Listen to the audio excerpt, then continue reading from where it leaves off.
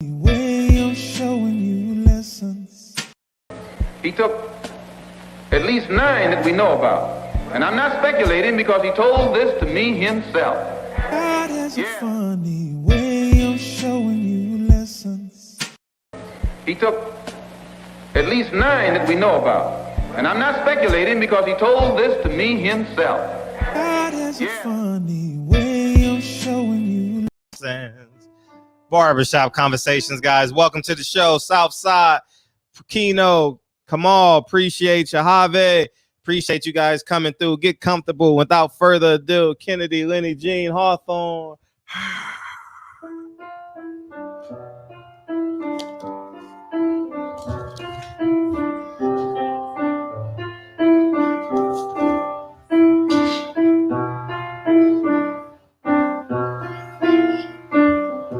Sounds good.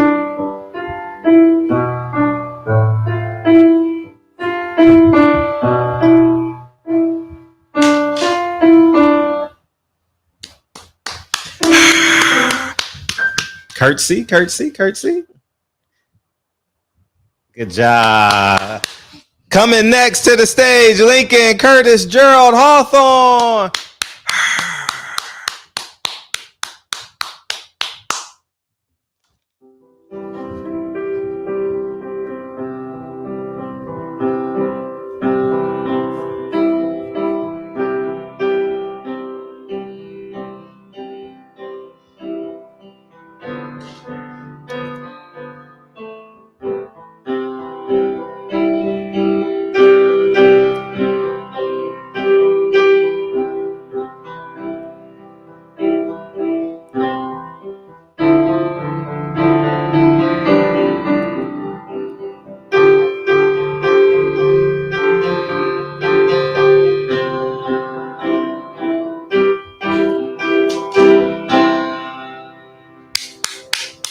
Lincoln, Curtis, Gerald, Hawthorne. Great job, young man. Great job, young man. Great job. Y'all getting better and better and better, man. I appreciate y'all coming through, man. Coming through, man. And yeah, man. What's the topic of the show? No pro black in boxing. Oh, yeah. Golden Boy calls us nigga and we support Ryan Garcia. Yeah. What's up? Yes. So yeah, man, I appreciate you guys coming through. What else is going on in the sport of boxing thus far? Anything of importance? Anything of significance? I don't know what the hell is going on. But before I get into that, I'm gonna Lincoln. I'm gonna show you guys. What's up, Jeff Smith, Carlos Copeland? I appreciate you.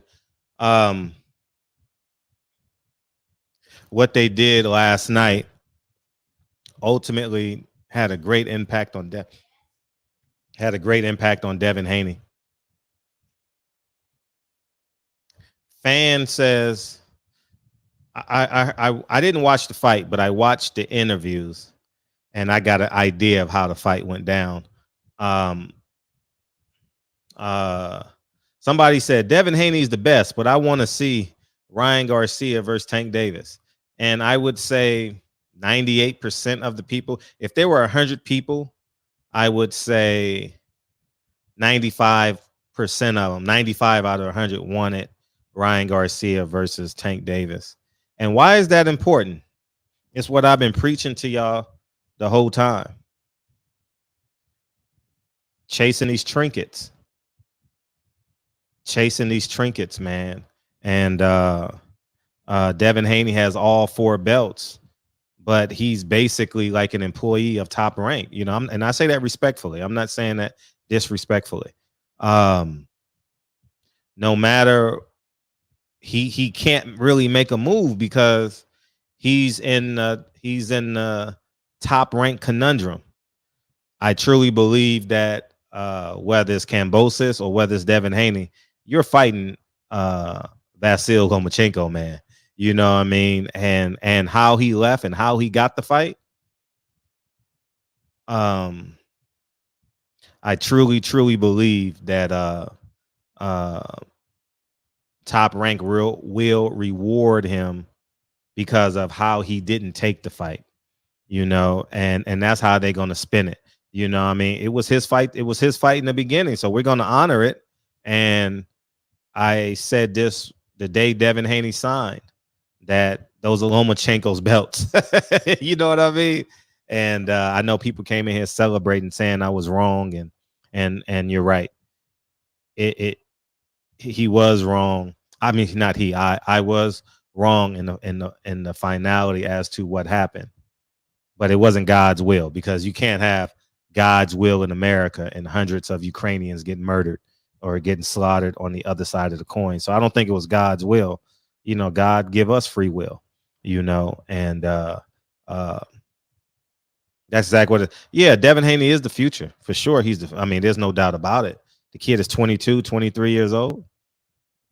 Definitely the future. But it's just, I look at the how it transpired yesterday, and I'm like, damn, people don't care about belts.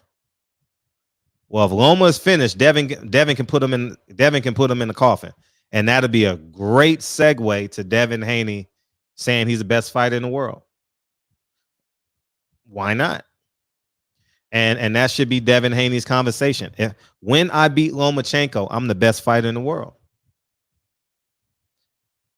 Period. No, because he's going to get that Lomachenko fight. I believe they'll find a way out of that Kambosos fight somehow, some way. Maybe they'll give him a 2-fight deal over here and give him a buyout clause, and I don't know. They'll work it out. But I know the country of Australia don't want to see that fight again, because it wasn't even competitive. So it would definitely be at a smaller venue, 10,000 people. And I'm not sure if that brings in the revenue and is cost effective for ESPN and Top Rank to have a card over there. I don't think it's cost effective for them, So to take $1 million worth of production over to Australia, even though you'll be renting half of it, you still got to fly a production team over, put them up in a hotel for 2 weeks and set up. And I don't know how much the country subsidizes Top Rank's budget. So I don't know I don't know. So all these things goes into play. And but yeah, so we should be getting that announcement September. Oh, we should be getting that announcement the next 2 weeks. A formal announcement. Oh, we should be getting, because I forgot it's July 17th. I totally forgot. Damn. Yeah, summer going by super fast. And so that's where I'm at. And then the topic at hand. I appreciate you, K-Dub. Thank you guys for coming through tonight. The topic at hand. And you say, Fred, why is this important? I'm gonna tell you why it's important. And by the way, I'm waving the white flag. If I bring this up, it's for conversational purposes. I am not Rodriguez TV. What's up, Rodriguez Jackson? I am not holding nobody's line anymore. I'm not doing it for nobody, no one. I'm not doing it. I'm gonna tell you how and why. I don't even know when this was, but I remember it was a Chavez Canelo or Chavez Daniel Jacobs. I don't know which fight it was. Oh, it was Chavez Canelo, whatever date that was. It was a press conference, and I snuck into the Golden Boy press conference to get Oscar. I snuck in to get Oscar, right? Because I've been trying to get him. You know what I mean? I went to the gym to try and get Oscar, but he would never go to the gym when I was there. You know what I mean? And that's just the reality of it. He would always go in the afternoon. It wasn't a Golden Boy gym, but I would say about 60% of the fighters in there were Golden Boy fighters. And I was like, man, I can get Oscar if I go to this gym. So I put on a character and I pretended to praise Oscar and this and that. And, oh, yeah, he's good. He's this, he's that. I was lying because I wanted that. I wanted to pin his ass up against the corner somehow, some way. And I went to a presser, and Golden Boy realized that I had snuck in. But how I snuck in is I looked for the weakest link, like the people that were in charge, because it was like a blockade at the door. So I was like, it was like this 23-year-old man, right? And I said, okay, I'm gonna talk to him, because if I talk to the woman, she's not gonna let me in because she knows me, right? And the tape is there somewhere. It's on the internet. Feel free to Google it. Frederick get kicked out of Golden Boy Presser and barbershop, whatever they put in the title. And so I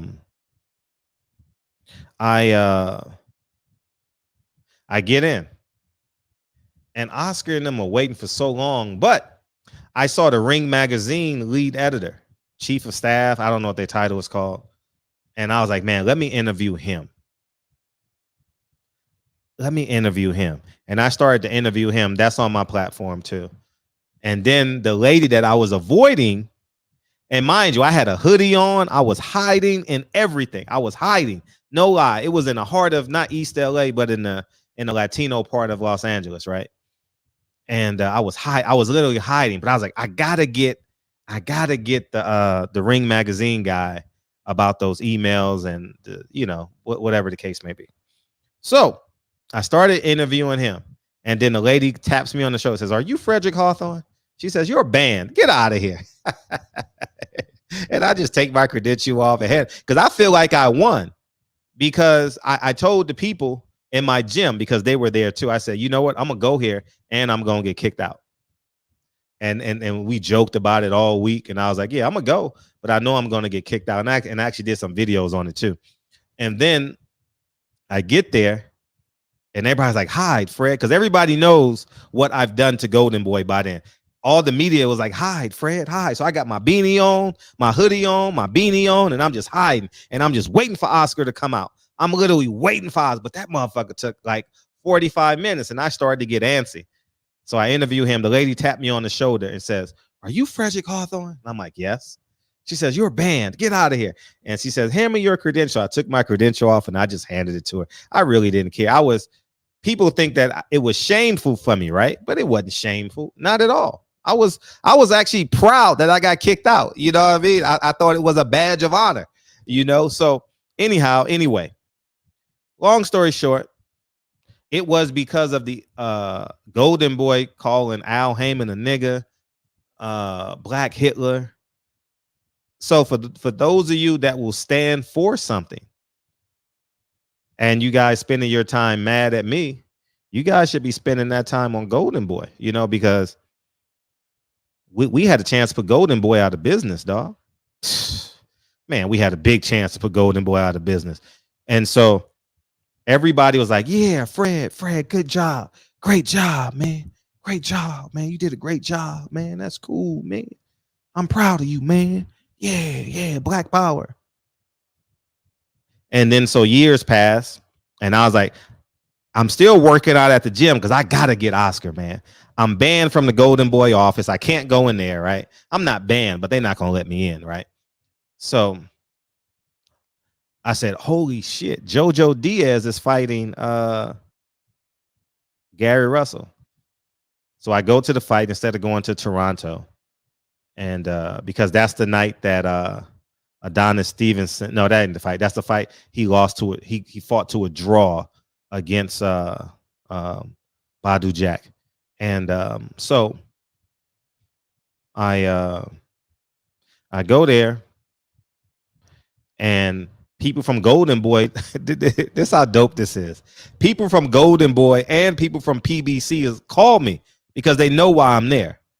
Because Friday I had a press conference, and Al Heyman canceled the press conference because I was there. He canceled go watch it. He canceled the questions and answering of the press conference on Thursday. The press conference, you know how you ask questions? He literally canceled it. And I'm like, oh, and in that moment on Thursday, I said, oh, Al Heyman is a piece of shit. Because it clicked in my head in that moment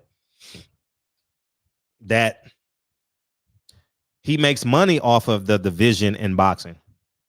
So I just carry on and do what I want to do. And I link up with Gary Russell, and I started talking to Gary. It was like 2019, 2018 or 19. It was Malcolm X's birthday because I remember I went to Malcolm X Boulevard, and it was the day. It was JoJo Diaz versus Gary Russell. That was weeks. And so, mind you, so all this time, I'm spending a lot of time, a lot of sweat equity, doing what the people want. Power to the people. Black power. I'm doing what the people want. I'm giving y'all what you want. I'm literally taking time out of my day. You know what I mean? I have a great life.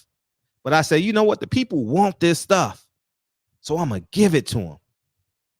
So I spend my little money, handful of thousands of dollars and hours and travel time and all this stuff to get the information for the people. Power to the people. Black fists. And I get Oscar. Golden Boy tell me, say, Oscar's here. They literally told me Oscar's here. PBC says Oscar's here. He's going through this door. But I must have missed Oscar because he must have came in right before I got there. So I beamed. I was already at the MGM, but I was just bullshitting and lollygagging. It's a small casino. So I'm just bullshitting in the food court, hanging out, doing what I'm doing. I was by myself, solo dolo. And so I said, I'm going to get this motherfucker. So I missed him. So now I got one chance.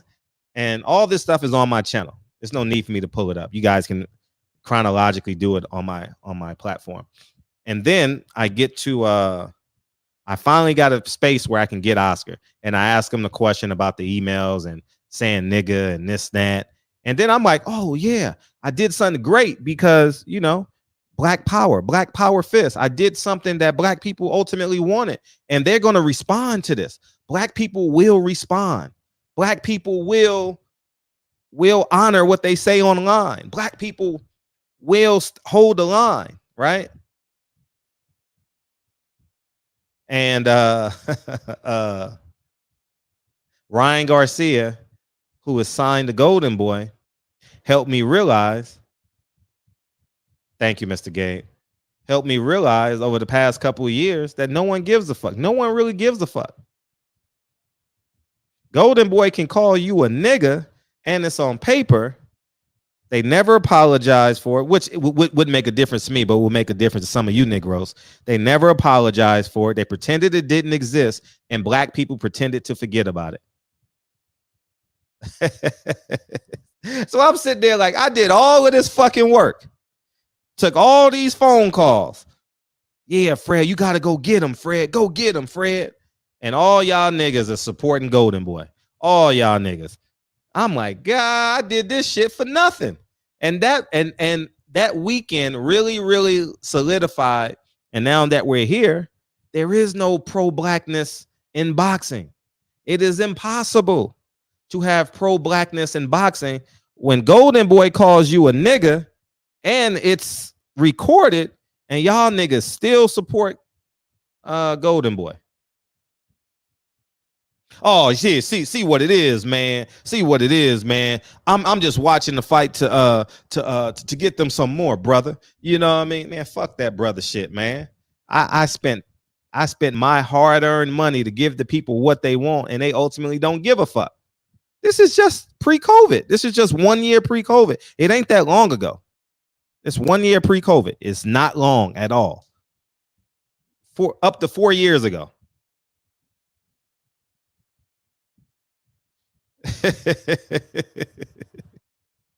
So that's why I say niggas ain't shit, man. You know what I mean? And I'm not mad. I'm just gonna tell the truth because I did the work. Nobody did the work but me. People can say what they want, but they didn't do the work. They didn't do the, you know, people talk online, you know what I mean? But they didn't do the work. Fred literally did the work. I did the work for the people. And the people said, I love Ryan Garcia. Ryan Garcia is the man. And it's not Ryan Garcia's fault. Let me get that. And the Home Depot, thank you, Young Merv, the Cup man. I still, during COVID 2020, I saw the media guy in Home Depot. I pulled up on his ass. I'm never doing that shit again because y'all don't honor it. Y'all don't honor that shit, man. Y'all don't honor that. Y'all don't give a fuck. This is entertainment. So I was on the phone with L. And I said, I'm giving y'all niggas entertainment from this point because y'all niggas don't honor integrity. I'm talking about y'all as a whole, not one person. You know what I mean? Nah, don't boycott Golden Boy. Fuck nah, don't boycott. It don't make sense. For what? Fuck it. It ain't no. Nah. I would say don't even stress yourself. I appreciate you. Don't even stress yourself over that shit. It's too toxic. You got to think about that shit, man. I haven't watched a Golden Boy fight since 2017, y'all. I ain't lying. 2017. 16, somewhere in there. And I get free tickets to Golden Boy. I get free tickets to, well, all of them. And I won't go. No lie. People at my gym would get mad at me. Why you don't go to the fights, Fred? Nah, I'm good. I ain't going. I'm good. Yeah, no lie. I'm literally training with the guy every day, doing mitts with him every day, his whole camp, 8 weeks. 8 weeks. And then it's time for him to go to a fight. Nah, I ain't going. I'm good. The fight is literally 5 miles from my house. And I would get on the plane and go to New York. So they kind of took exception to that, but then they learned to understand it. Like, Fred I'm not fucking with him. You know what I mean? And that's just the reality of this thing. But I'm gonna tell you guys, think more local. Think your house. Because black media didn't hold the line. Black fans didn't hold the line. All black media wants to do, all black fans wants to do is be entertained. Because no matter what you say or what you do, Golden Boy gave us a galvanizing, and all these dudes do a galvanizing. They gave us a galvanizing primary evidence to say fuck them. But I guarantee you, if a black man makes a video and says fuck you, you know what the other YouTube channel gonna do? Yeah, fuck you, nigga. Fuck you, nigga. Fuck you, nigga. So that same mindset we have in the streets is the same mindset we have on YouTube.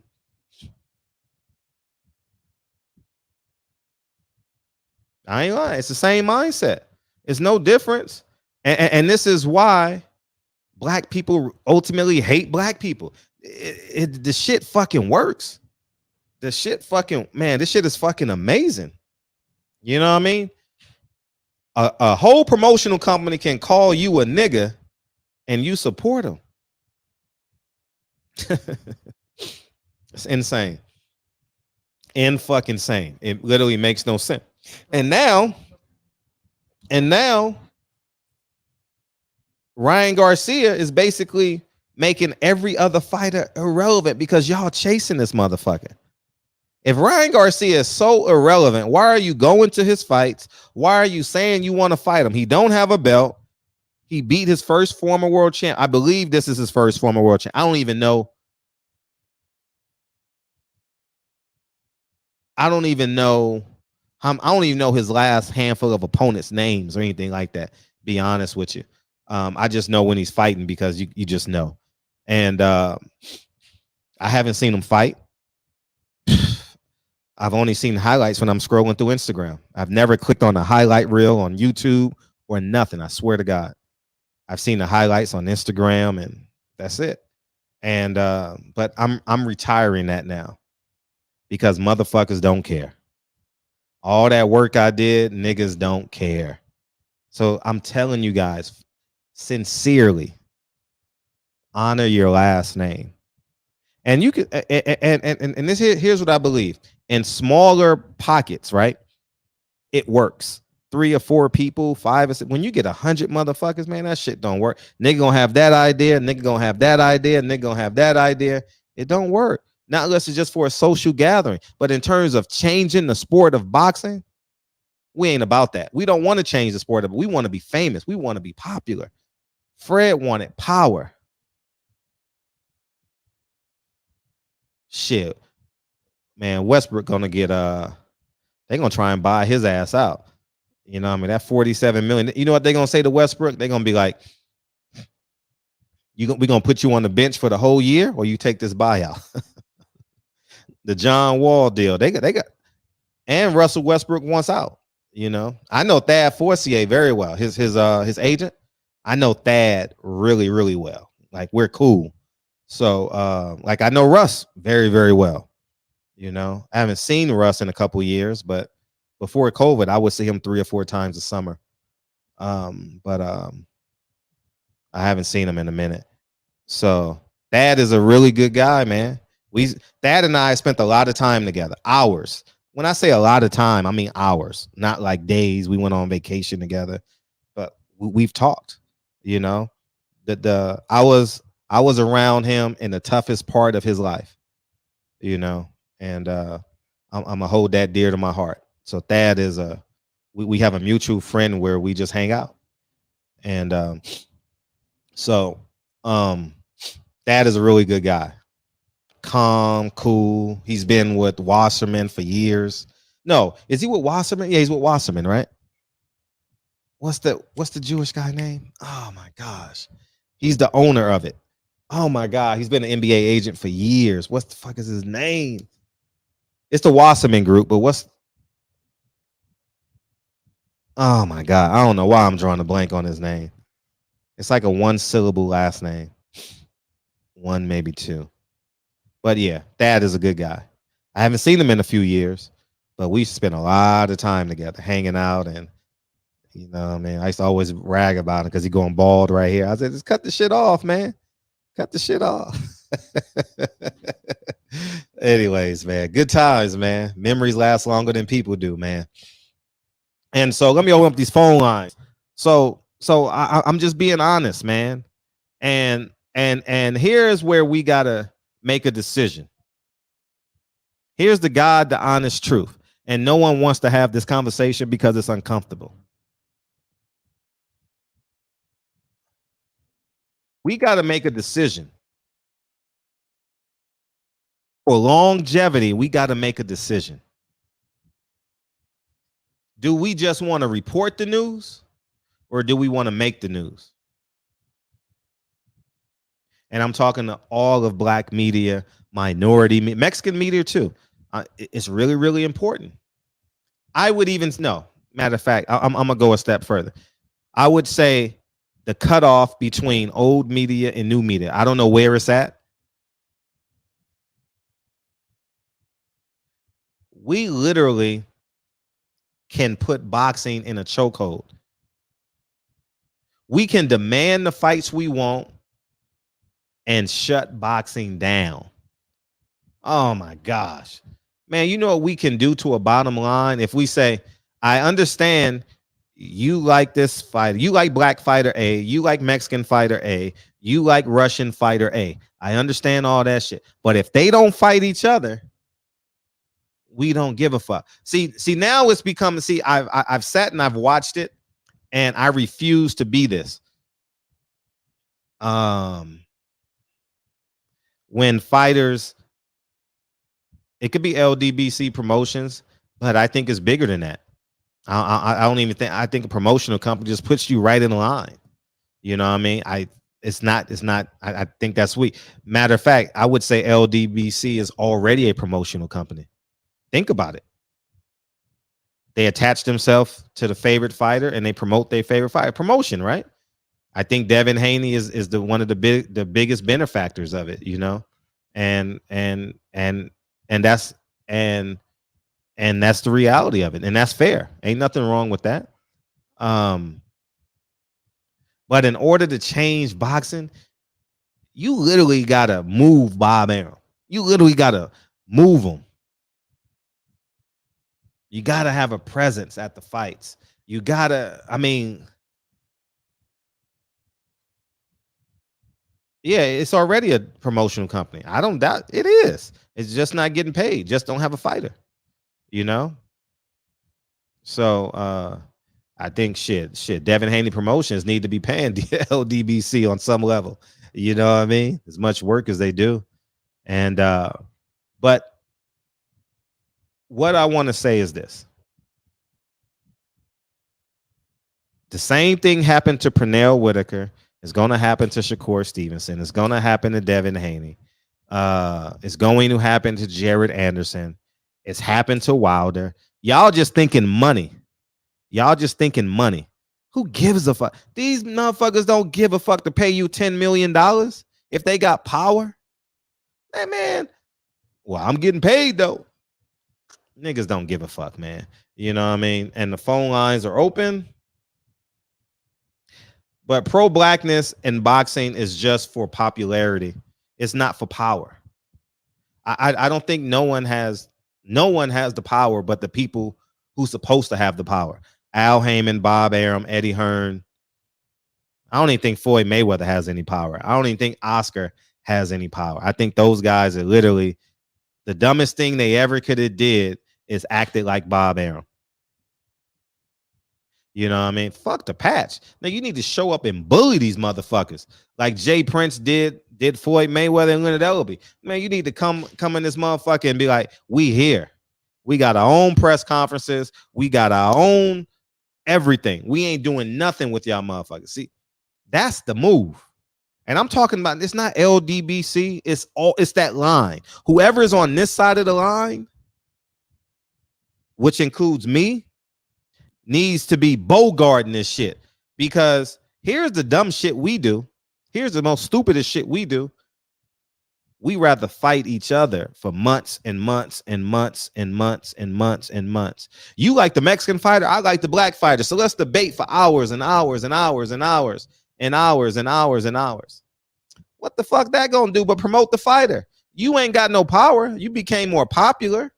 You know what I mean? A fighter might repost you. But power, nigga, I want power. Like, y'all don't understand. Fred want absolute power.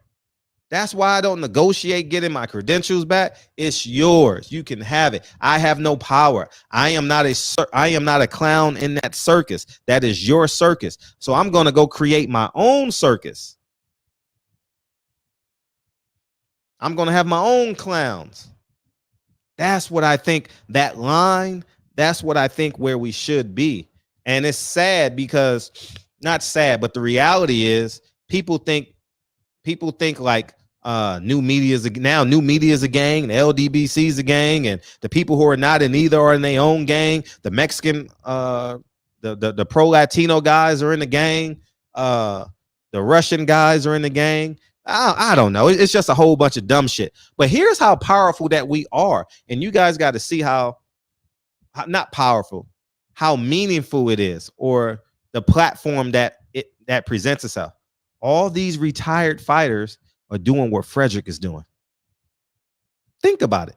Sean Porter's doing what I'm doing. Sean Porter can't do this better than me. Mike Tyson can't do this better than me. Who else is out here doing it? Paulie Malignaggi can't do this better than me. He's good, though. He may be the best out of all of them. Who else? Y'all name them. Antonio Tarver can't do this better. He can't do this better than me. You name the fighter. They all trying to be me or your favorite YouTuber. They trying to be Champ Side. They trying to be Blue Blood. New Boxing Media, Trill. Carissa tried it. No, it's hard. K9 Bundrich, it's hard to do this. It's hard, man. You know what I mean? Just like it's hard to be a professional fighter, it's hard to be a professional YouTuber and blogger. And that's why the boxing voice is so good. They can go places the fighter won't go. The fighters ain't gonna tell the truth about another fighter. Yeah, Paulie do got a lot of insecurities. You know what I mean? You do. I'm gonna bring him on my platform at some point. I'm not going on his. I'm gonna bring him on my platform. I'm not gonna let him corner me. I'll do a home and home. I'll do that. Because I really Marcos Antonio, bro, I've never heard them, but I'm pretty sure I've never heard them. But you can't do this. Nate Campbell. And Nate Campbell has a big personality, but it's hard to do this. I think Nate Campbell would add value. He's one of the fearless guys. You know, he talks pretty fearlessly. But it's hard to do this shit. It's hard to say fighter A ain't shit. A professional fighter can't say that because he's not speaking the language of the fans. The fans want to talk like this. That fighter ain't shit. That fighter got knocked the fuck out. They can't talk like that. Nah. We can. I got the language of the people, and your favorite YouTuber got the language of the people. But they can't do this. Whoever is doing this won't be able to sustain it. You know what I mean? I go on everybody's platform, you know, considering who it is, you know what I mean? But they ain't gonna be able to sustain it. Professional fighters can't sustain this shit because the check is different. This is a $2,000 a month job. 10,000, I mean, what, 8 to 10? You know what I mean? Well, Fight Hype does extraordinary numbers. I mean, the numbers are just amazing. When I was out in the field, the numbers were amazing. But now, shit, what, I make $1,000 a month doing this shit? 2 hours a night, 1,000, if that, you know? You know, it ain't. So that's what I'm saying. So they want to be like, at the end of the day, they're going to be longer being us than we're going to be being them. They're going to spend the from 40 to death trying to do what I do. Can't do it. Can't do it. And if I keep this platform strictly boxing, nigga, my numbers would be crazy. If I talk shit every day about boxing, like how I did years ago and during COVID, man, my numbers would be crazy. But that shit, it gets boring to me. You know, that shit it's just a dud to me, for real. It's like, okay, how many times can I say this? And you know what I mean? And the half lies and all that shit. Nah, that shit ain't cool.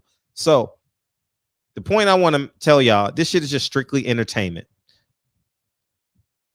Black fans and media don't want to take over boxing. We don't want power in boxing. We just want to tell the news. This is just my opinion. We just want to tell the news, make an impact once every 200 days with a great interview. But in terms of forcing Bob Arum to make a play, nah.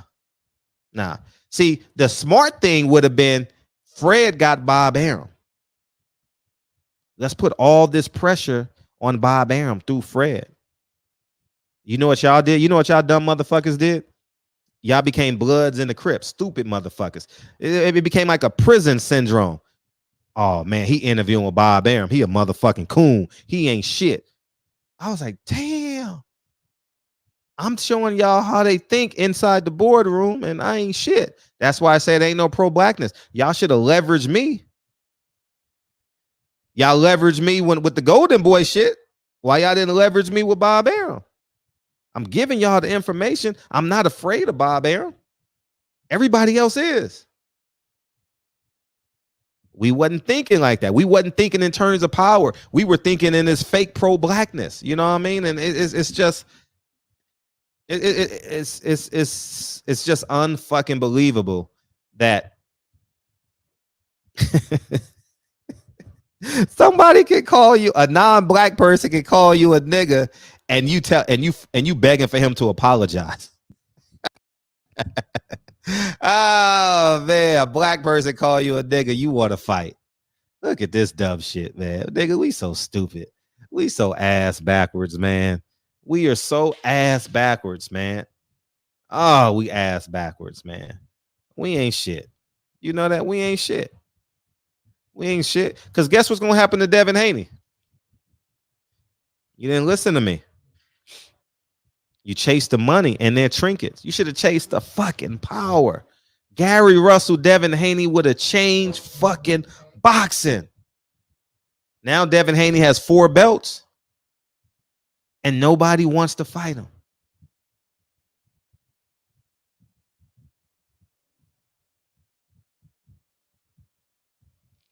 How the hell you're undisputed, undefeated champion and no one wants to fight you? It's not that they're afraid. They're not afraid of Devin. Listen, Ryan Garcia is not afraid of Devin. Tank's definitely not afraid of Devin. But everybody has a position to play. If you don't go against the mold, you're going to have a position in their matrix. You got to go create your own matrix. But we were so stupid. The only person who I think, no, I don't even know, because I don't even want to say no names, but there were a few people who were in alliance with me. See, there you go. Gary Russell didn't want to fight. See, you're stupid. You're ignorant, because no one's going to turn down.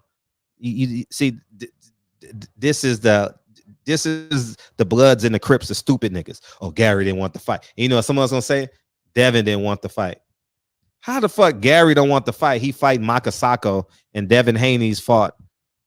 Devin Haney went to another fucking country by himself and fought Kambosos. None of them motherfuckers are afraid. Stupid. Makes no sense. You know what I mean? And if so the point I'm making is make the fucking fight, man. You know what I mean? We don't have the power. And now we're talking. Tank got 2 fucking promoters. He got Al Heyman. Actually, he got 3. Even though Al Heyman's not technically a promoter, he got Floyd Mayweather, Tom Brown Promotions, Floyd Mayweather, Tom Brown, and Al Heyman. Think about that shit. 3 fucking motherfuckers slicing that fucking pie up. 3 decision makers before he get the Tank. Think about that shit. Who else I say? Ryan Garcia. He got the Zone, Oscar, and then it gets to Ryan Garcia. Can you believe that shit? And then you get to Devin. You got, what's the name? Lou DiBella, Bob Arum, and ESPN. No nigga is out here like, nigga, I'm flexing, nigga. I'm a bad motherfucker. Nobody, no fighters out here. I'm a bad motherfucker, man. Come see me. I'm picking my next fighter. Period.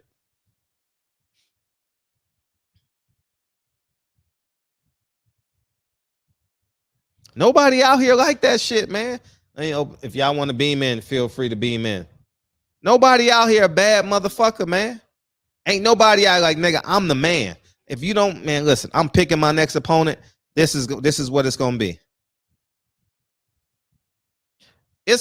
Boxing is gonna play out how it's supposed to play out. There's no wild cards in boxing. No one's gonna be like, you know what I mean, this is what I want, this is what I want. Because honestly, I'm gonna keep it a buck. I'm willing to bet. Al Heyman wanted Earl Spence to fight Keith Thurman. I'm willing to bet you that shit. I'm willing to bet you Al Heyman wants him to fight that fake Muhammad Ali guy. I don't even know the man's name. I'm willing to bet you.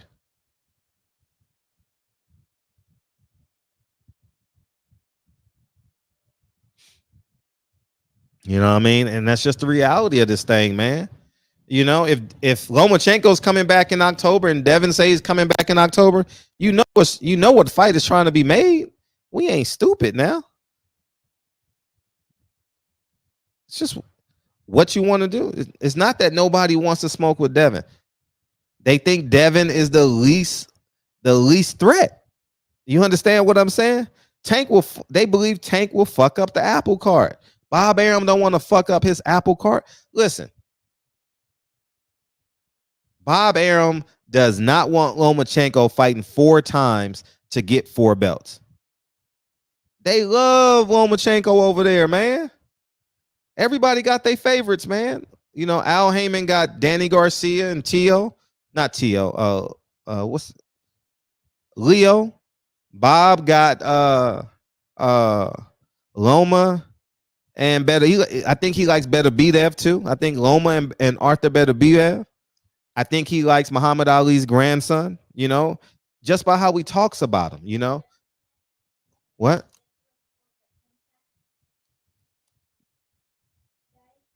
Yeah.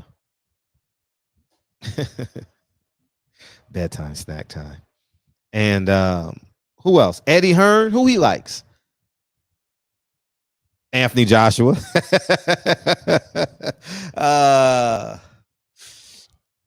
Oh man. He likes Ammo Williams.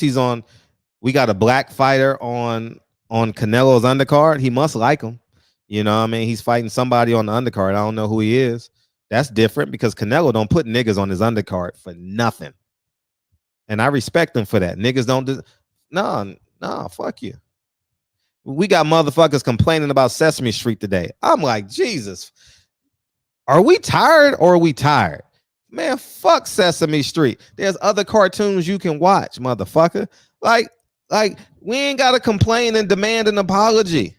You know what I mean? Just fuck them. Fuck them, fuck them, fuck them. AB is our only hope to set the record straight, man. AB is one of the few fighters that in the right play, in the right time, he will say the right things. You know who else says the right things, but doesn't know he's saying the right things sometimes? Jermell Charlo. Jermell Charlo be letting the tea out the bag sometimes. Sometimes he does. You got to pay attention. You know, I don't pick my fights. You know what I mean? Sometimes he does, man. And but he's a lot of exaggerative too. But AB, if you listen to AB, I think AB gonna snap sometime. I think AB will snap sometime in this camp. Sesame Street. Why the fuck? Now we gonna boycott Sesame Street. What type of stupid niggas are we? I mean, come on, like for real. Who gives a fuck about Sesame Street? Change the fucking channel, black people. We gonna sit and complain about that girl from Destiny's Child, Kelly Rowland. Oh, I would have blew up the whole motherfucking parade over Sesame Street because he didn't give two black girls a high five. Who gives a flying fuck?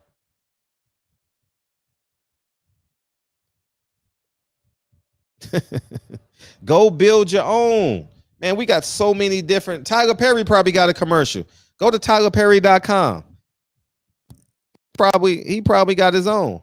Man, just Google that shit, man. That shit everywhere, man. I saw that shit and I'm like, are we just tired of just being tired? Because at the end of the day, it just makes us the victim. At the end of the day, we're just the victims.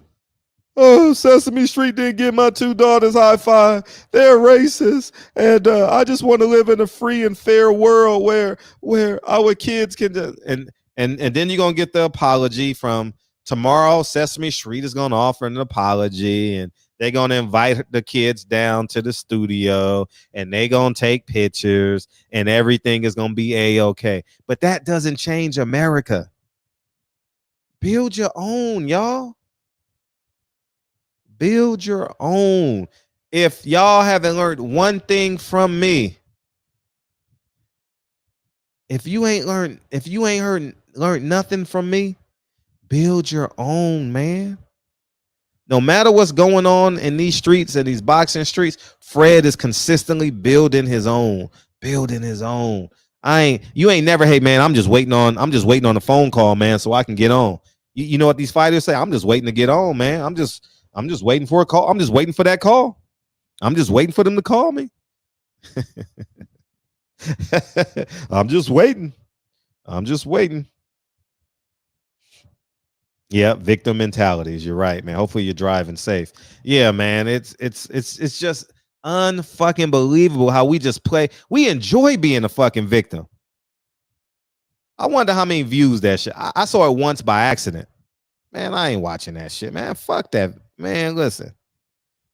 If we ain't smart enough to change the fucking channel, we ain't smart enough to vote. We ain't smart enough to fight. All we gonna do is march. You know what I mean?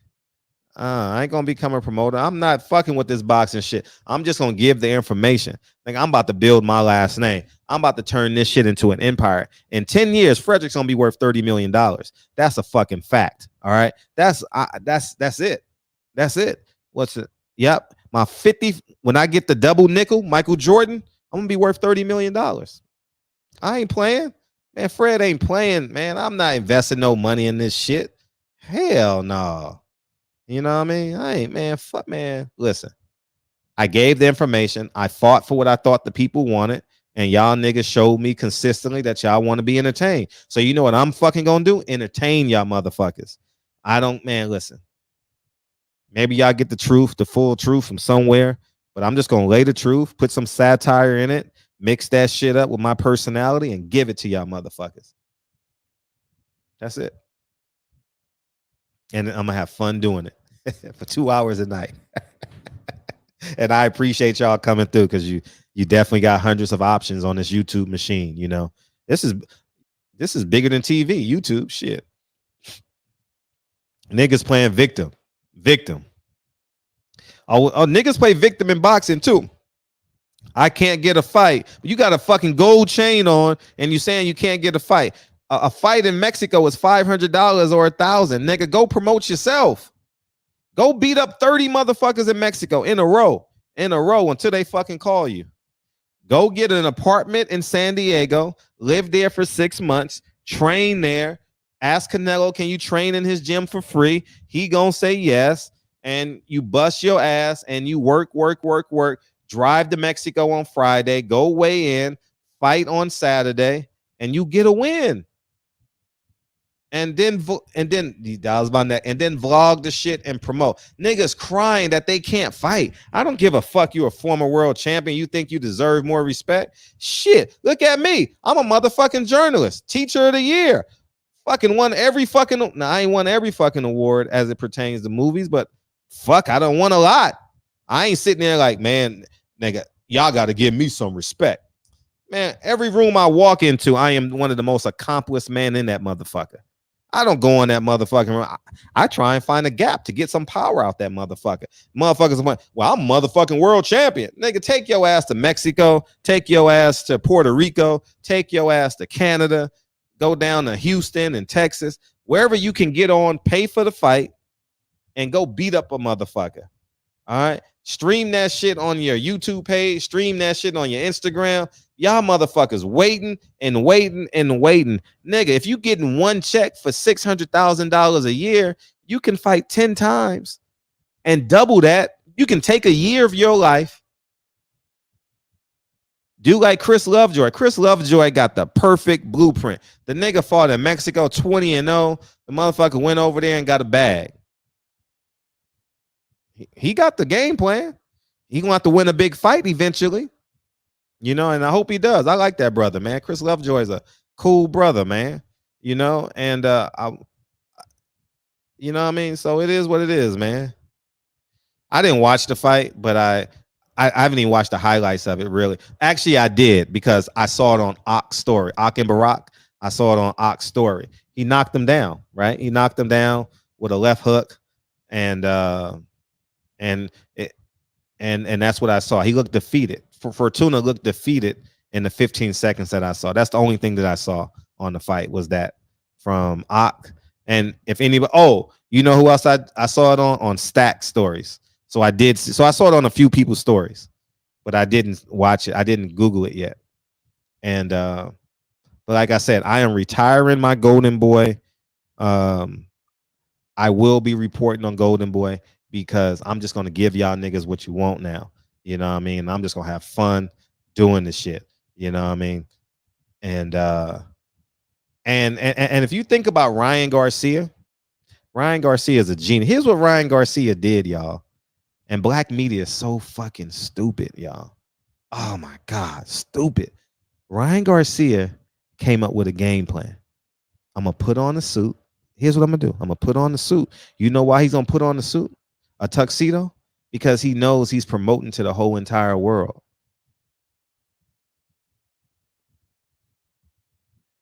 And I'm gonna intentionally make a $20,000 bet with Earl Spence. I know I'm gonna lose this $20,000. I know I'm gonna lose it. But guess how much press it's gonna give me?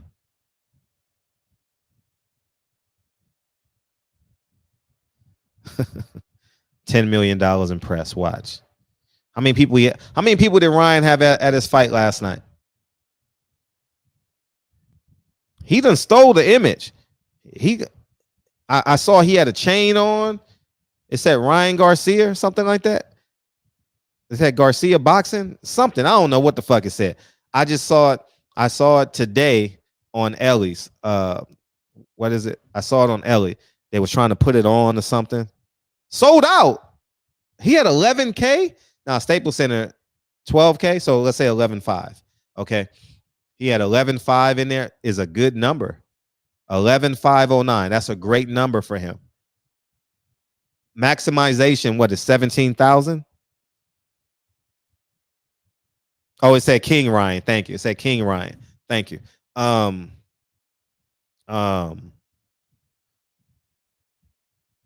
Genius. The motherfucker, he runs boxing now. Because you know what he's gonna do more than Tank? He's going to promote more than Tank.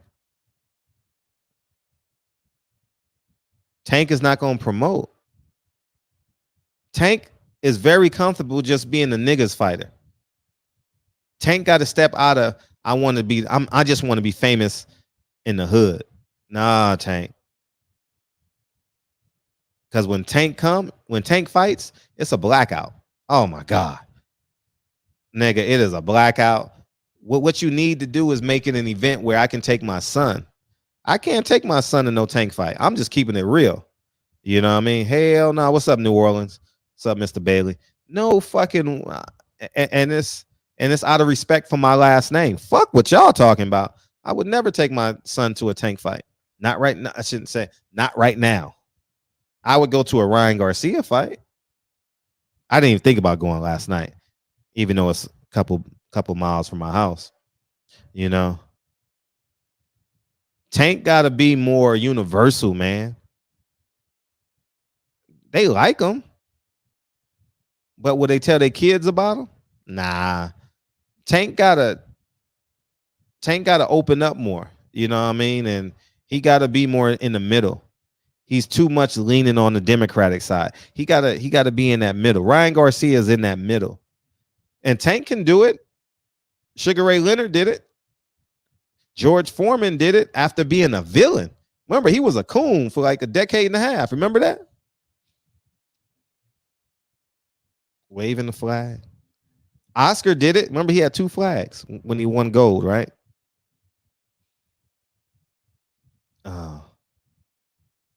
You know, you got to lean on one side, but don't be the enemy. Don't be Floyd. Y'all think Floyd is a genius? Nah, niggas hate Floyd. And that's why motherfuckers ain't supporting Floyd. That's why Floyd is going over there to get the money and not getting pay-per-view. Because they gonna tell you, oh man, if you got to be a pay-per-view star. Well, Floyd ain't doing no more pay-per-views in America because they not selling.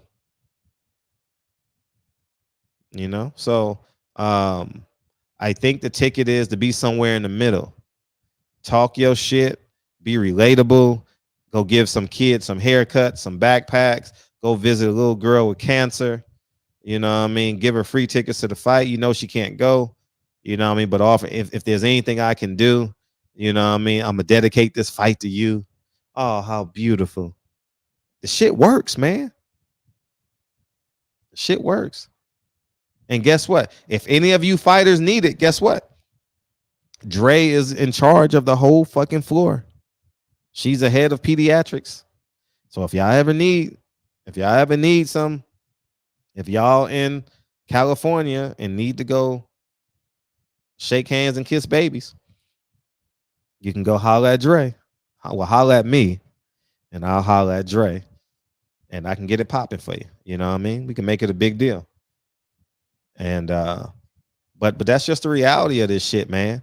You know, right now, black fighters have no power. None. Minimum power, I shouldn't say. Minimum. Because you got Tank. Here's the funny shit I laugh at. You got Tank, Devin, and Shakur, but Ryan Garcia is the most important fighter.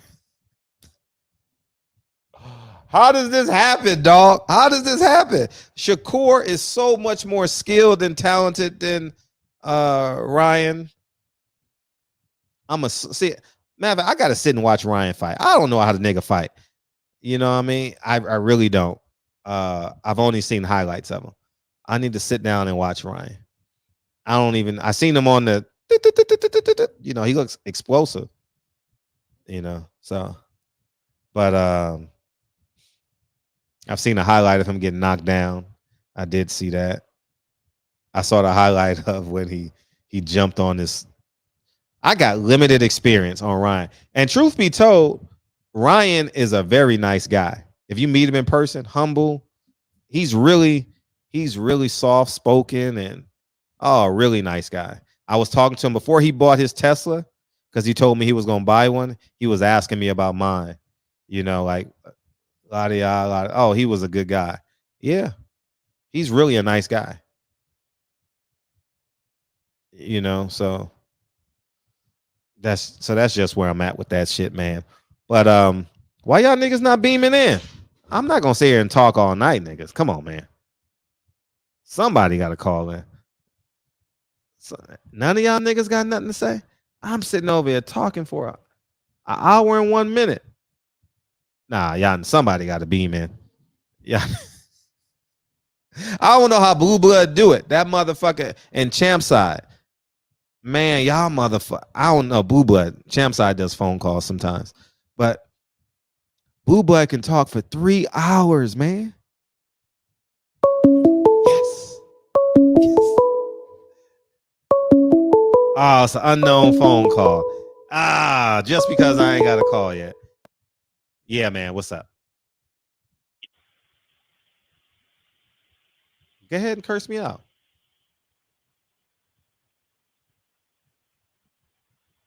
Come on, man. I'm waiting for the punchline. Oh man, you boring. Man, I gave you I gave you your moment to shine. Yeah, man. Y'all got me working tonight, man. You know what I mean? I ain't used to talking for an hour. I'm used to shutting my mouth and surfing Instagram, and you know what I mean? While y'all I be catching up on Instagram during the show. Because I know this is my time. I don't do it during the day. I'm like, man, I can I can catch up while niggas talking on the show. I'm gonna give you one more chance, unknown. You got one more chance. Go ahead. Say something. What's up, man? Who this? Mike. What you want, Mike?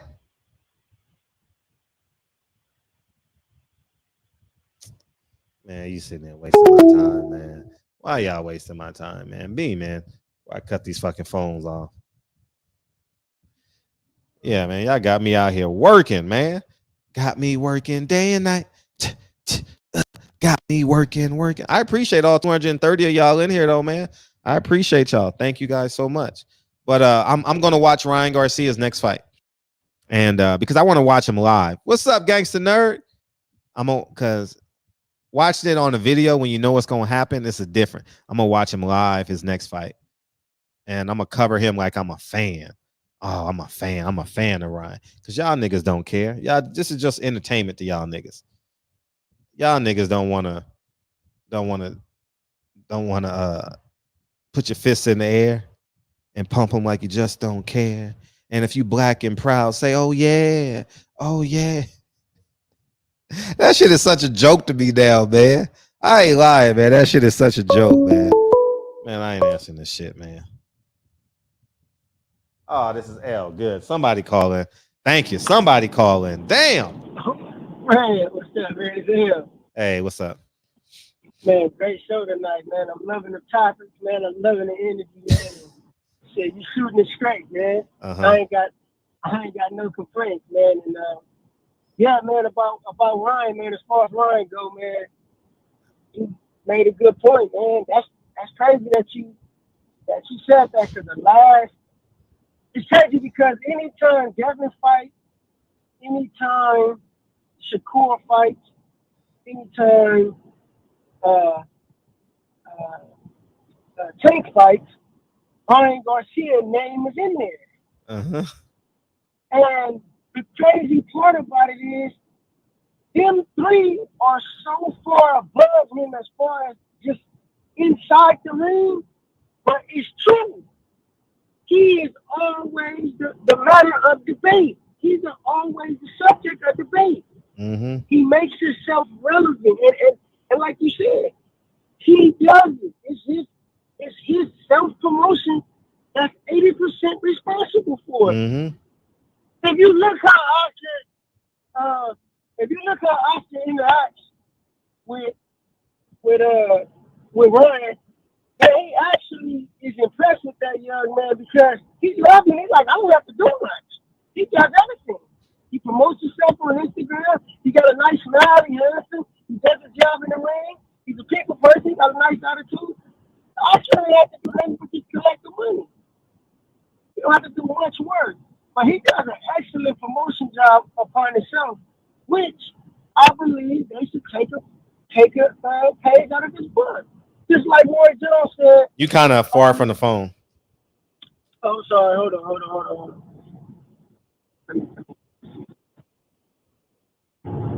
What about now? That's better.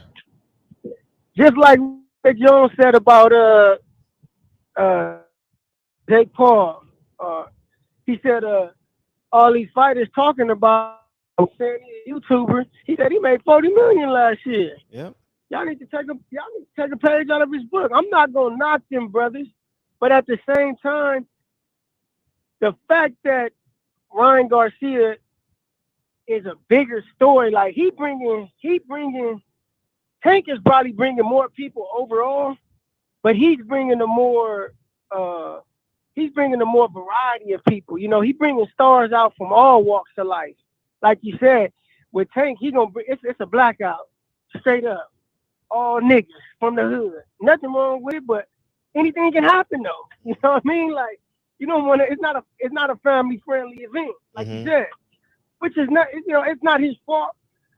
You know, but at the same time, Ryan, he's got more appeal, and that's crazy because they are far better fighters. But I can say he's one guy that will develop. Ryan Garcia, I tell people, like I've met him a couple of times. You know, been in the gym with him. Very nice guy.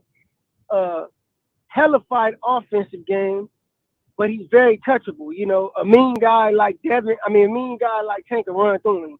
Just pressing, knock him down. He'll get up maybe once or twice, but he'll get hurt bad. But he'll develop down the line. He'll develop and he'll get tough. Like I see like a puppy in him, but I do see a dog in him though. And he'll find himself, you know, later down the line. He's he seems kind of confident. He seems confident. Like I had 2 conversations with him and 3 conversations with him in my life. And he comes off as a confident guy. I don't know.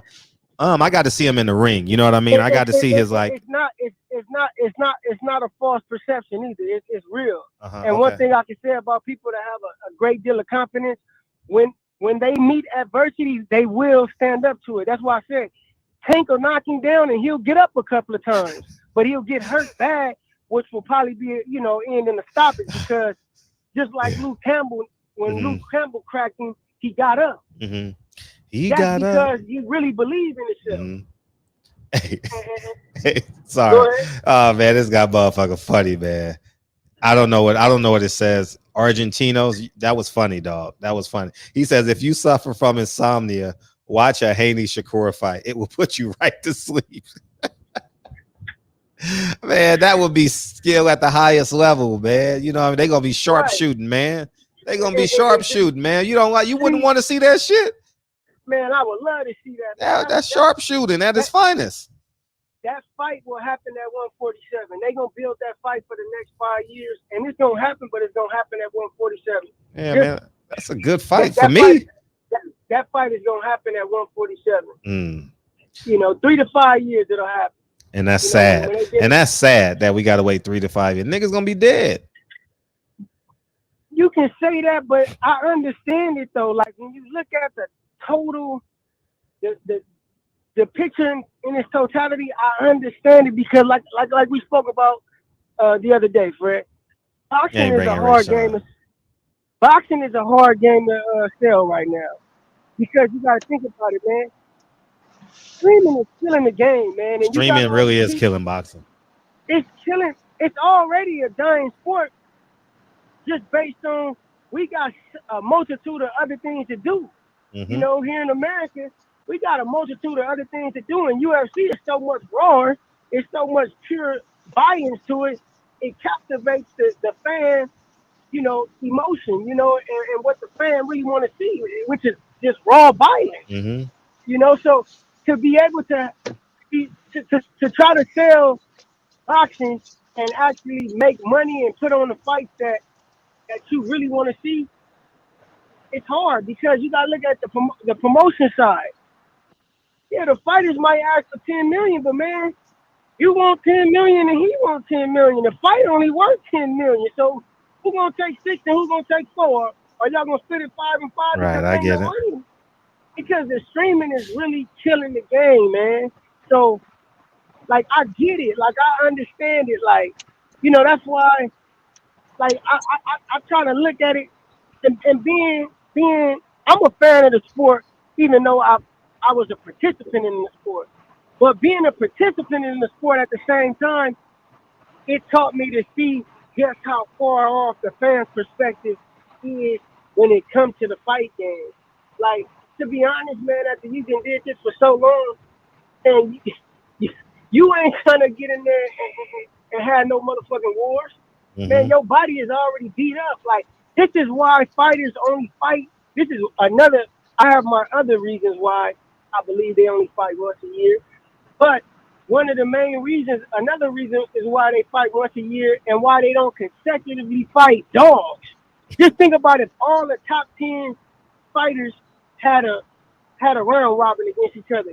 And they'd come out that motherfucker beat up and broke. Right. You cannot fight a dog, a top 5 fighter, every single fight, back to back. Because now you have to perform and train at the highest level for 5 years every time. Like, you need those little tune-ups. You need those guys that's going to go down after a couple of hard shots. You don't need a dog every fight because you're going to break your body down. See, a fan don't understand that perspective. They just want to see blood, guts, and violence. As a fighter, man, you got headaches. You got injuries that you ain't telling nobody about because you got a contract to fulfill. You need bills paid. You need to make another payday. So you just trying to get paid. But you really hurt me, So, that's why I tell cats when it comes to, oh, man, we want to see this fight. Man, they can give you them fight back to back. These niggas still gonna stream it. Right. And I ain't mad at it because it's overpriced. To a degree, I'm not mad at it, but the other part is it's a hard sell, man. But I'm sorry, you were gonna say something, Freddie. No, I was gonna let Rayshawn respond. Go ahead, Rayshawn. No, I'm listening to a lot of the stuff you're saying. It's some good stuff, man. Because me personally, bro, that's what I do as far as like teaching my son, bro. And I listen and examine all of this stuff, bro.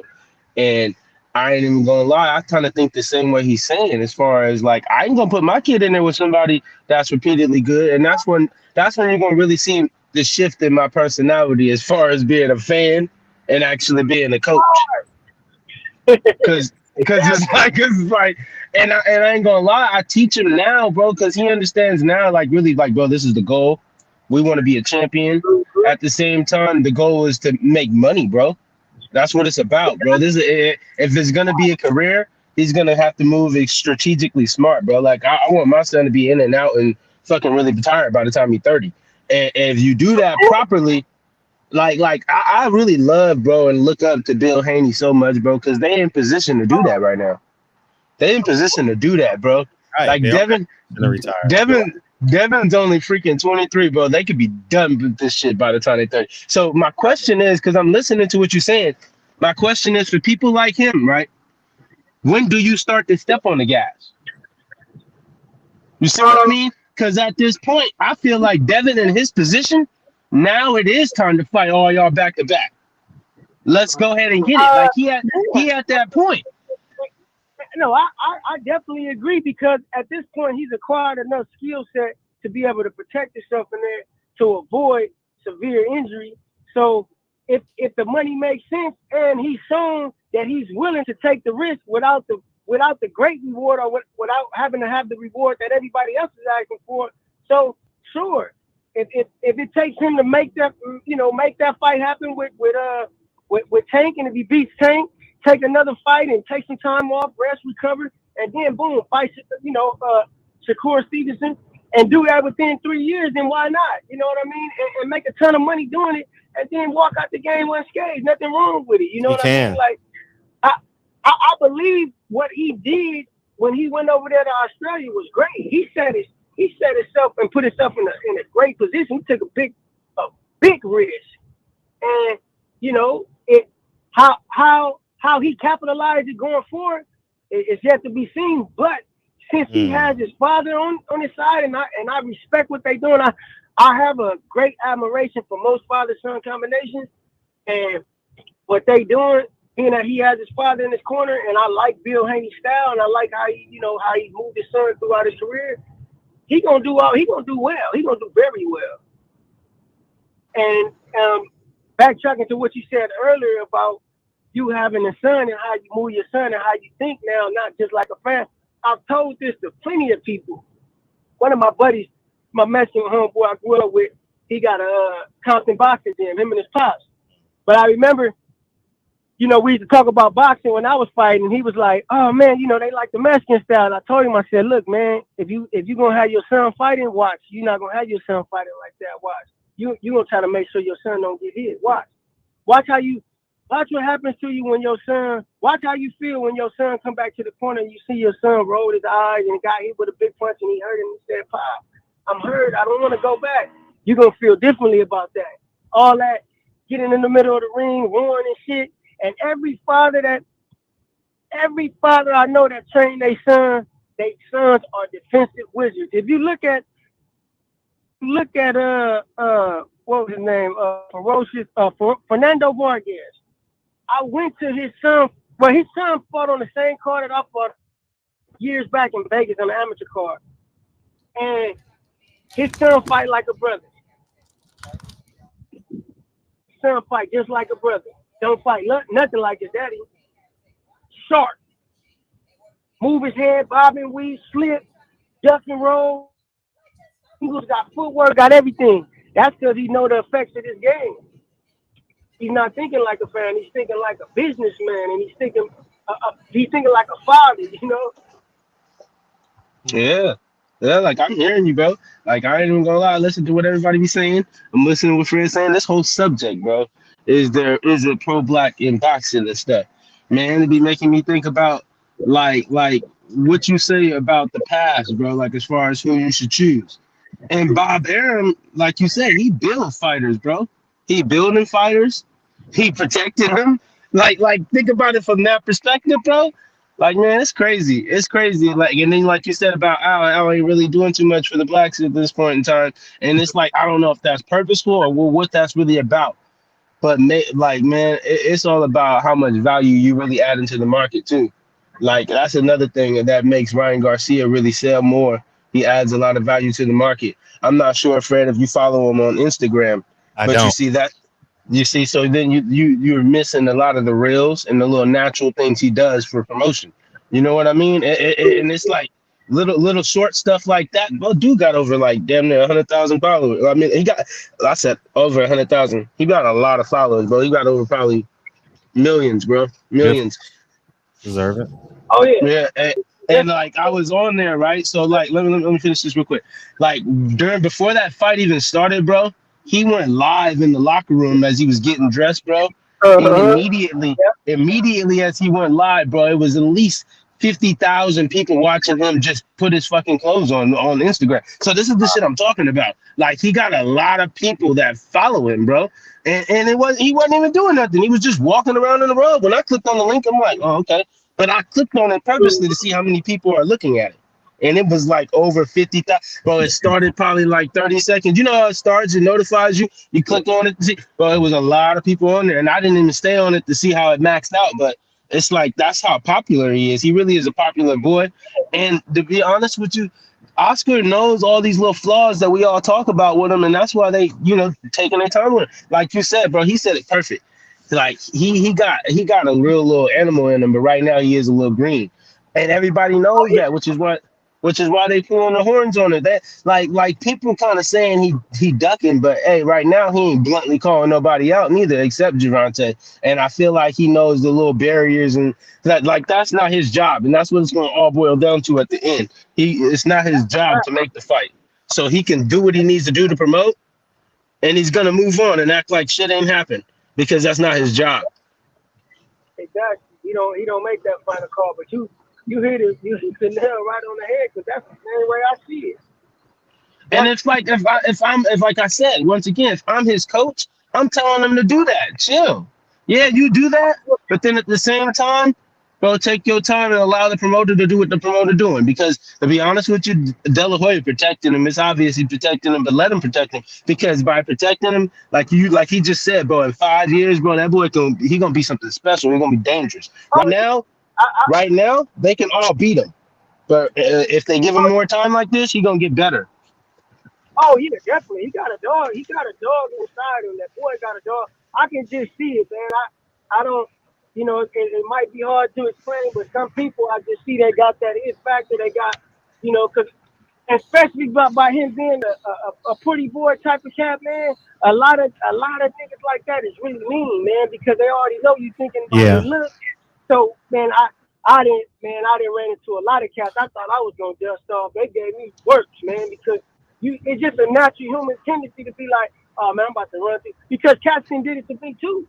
And that's where they're like, oh man, damn, you way better than I thought you was. Yeah, because you judge me on how I look, and you start wearing that you start wearing that chip on your shoulder, because you already know people is coming in there like that. So you building that dog inside of you, and as long as he keeps developing, one day it's gonna all come together, and he ain't gonna be no puppy no more.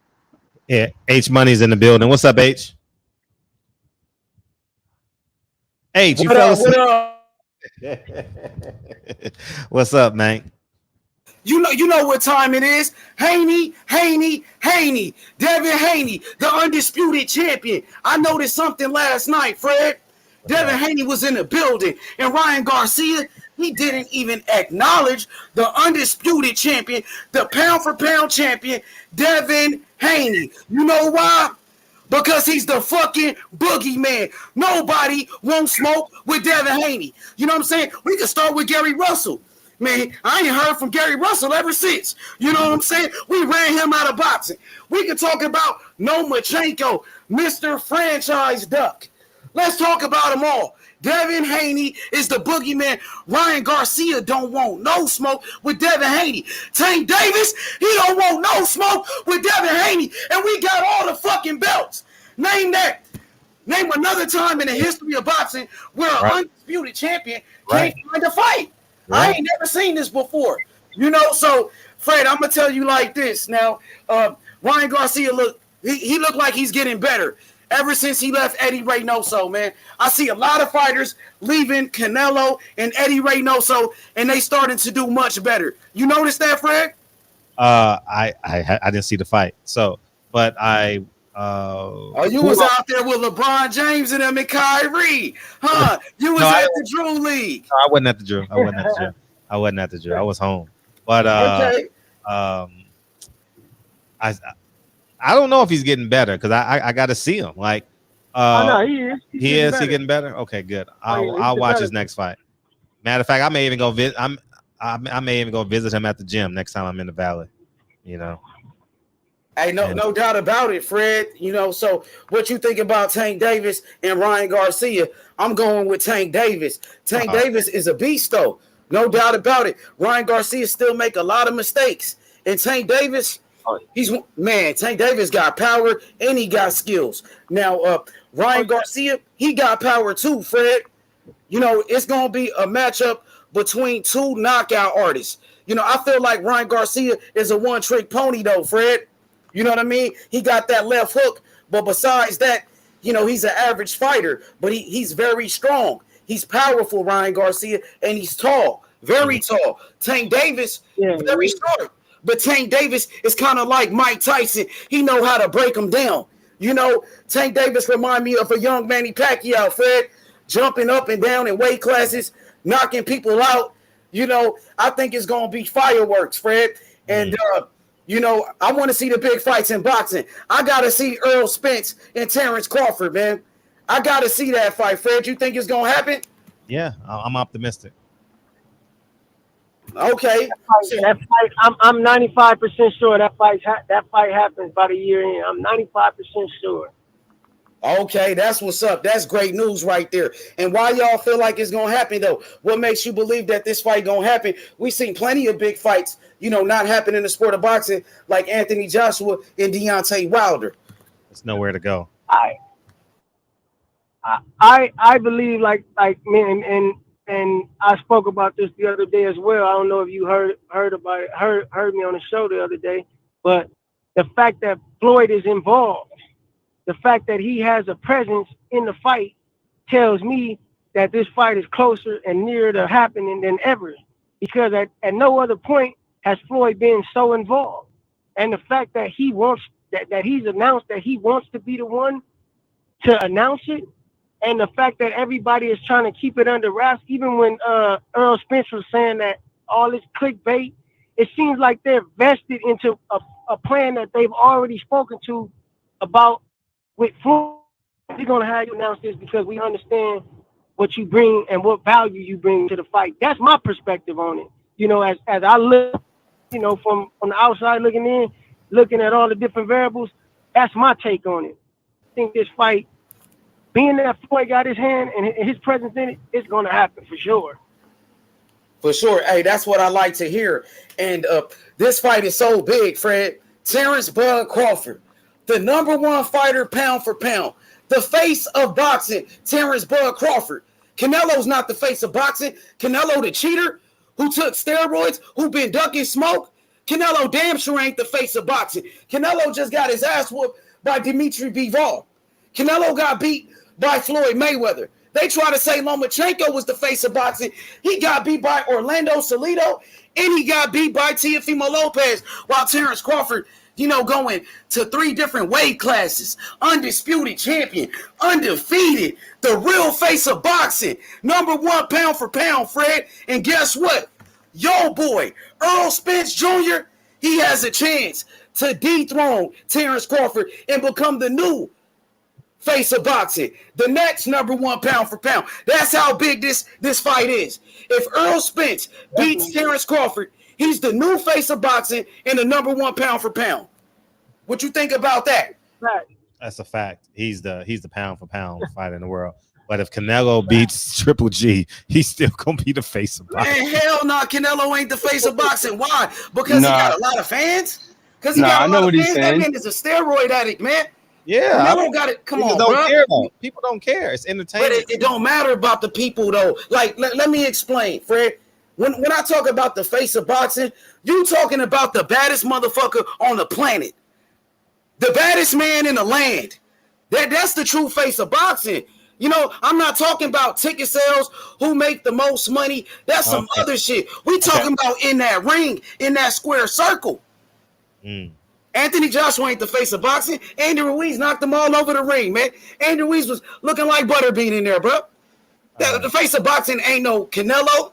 And it ain't Anthony Joshua, bro. It's Terrence Crawford. And Earl Spence has an opportunity to be the new face of boxing and the number one pound for pound. That's how big the fight is. That's the way it should be, Fred. And belts do matter in the sport of boxing. It do. Floyd Mayweather disrespecting the sport of boxing, Fred.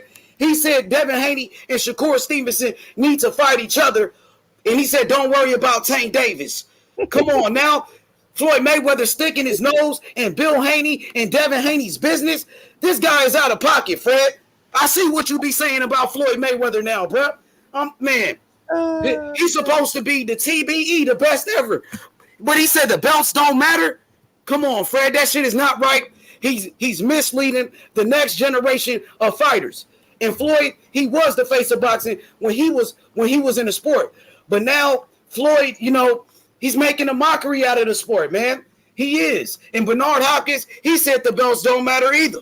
Wow. Because Ryan Garcia is his fighter. He said that?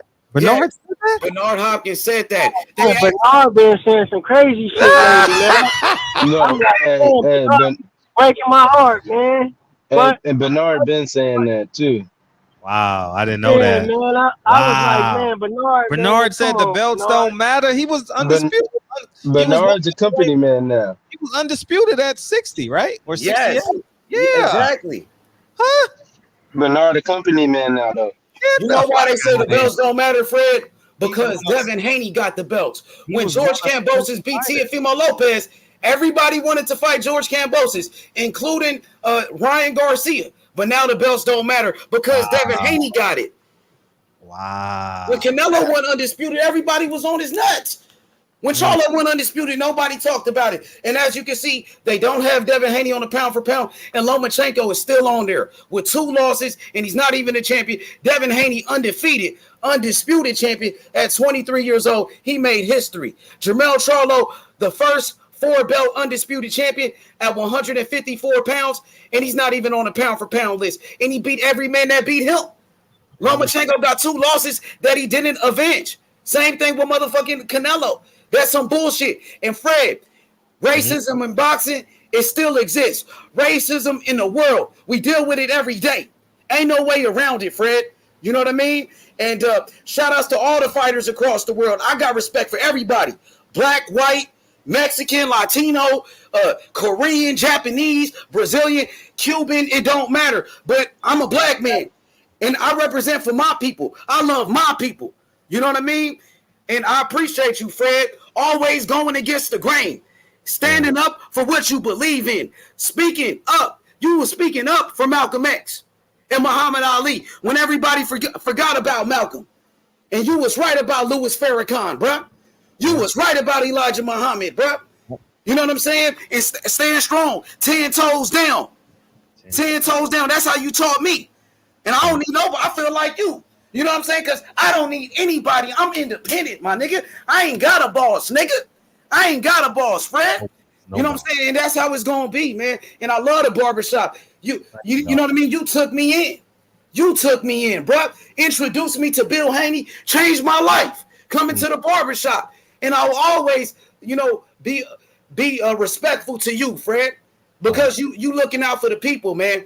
And I appreciate it, bro. Just, hey, stay strong, man. You know what I'm saying? And fuck all these haters, man. These fake-ass niggas. These niggas, they try to use you. They use you, Fred.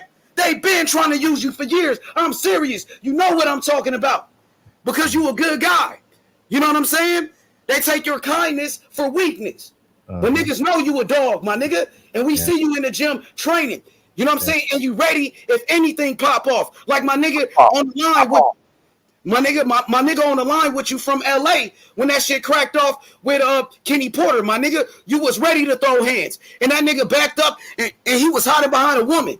He was hiding behind a woman while you was ready to throw hands with that nigga. You know what I'm saying? I seen the dog in you, bro.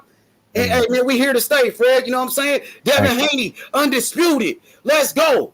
We in here, man. Much love, bro. I'm out. Appreciate you, H. Ant Fresh in the building, brother. Hey, what's up, Ant Fresh? What you got, man? I couldn't put y'all on together, man. We would have went down south real quick. What's up? Oh yeah, you already know my nigga, my nerd. What's up with you, boy? Oh man, I'm good, man. Just being a cornball on a Sunday evening, man. That's all. That's what's up. That's what's up. Yeah, I'm gonna touch on Ryan Garcia real quick. You know what I'm saying? Ryan, he did very well. I was shocked. I thought Javier Fortuna was gonna confuse him with his hands being down and the type of speed and timing that he has. But then I gotta remember, Javier Fortuna has been in a lot of wars over these years too. And he hasn't always looked very, very good. He hasn't been consistent. You know, I go off of consistency with fighters. And if you're not very consistent, then it's going to be hard for me to look at you to get, you know what I'm saying, the W. So I didn't see an upset. I didn't bet on Javier Fortuna. I knew Ryan was going to win. I just didn't know how it was going to go down. And Ryan made it look fairly easy. There was points in there where Javier Fortuna was looking at Ryan and going, what the fuck can I do? Yeah, like this dude's too fast. Hold on. His timing is impeccable. I think a lot of y'all may not see what I see. Ryan hits that little itty bitty bag, that bag that flips back and forth. Y'all might look at that and go, "Oh, that's for rookies. That's novice." That shit is advanced. A lot of us can't even do it for a whole hour like he can. He does that for a whole hour. And remember what Bruce Lee said: "I'm not, scared of a man who just throws a hard punch once or twice. It's the person who practices throwing a hard punch 25,000, a million times." And Ryan does the same consistent hook, straight right hand type of combination. And I'm just here to tell y'all, it may be simple to y'all, but what the fuck did Floyd beat a lot of people with? Simplicity, the basics. 1, 2, straight right hand lead, pull back, move to the side, parry counter. What did Ryan Garcia, if you look at the slow-mo, Javier Fortuna is trying to set him up for that big overhand left, like how Luke Campbell landed it. Ryan said it. I was looking for that all night long. If you're going to catch me with something else, because that's not going to be it. And Ryan hit him with a beautiful check left hook.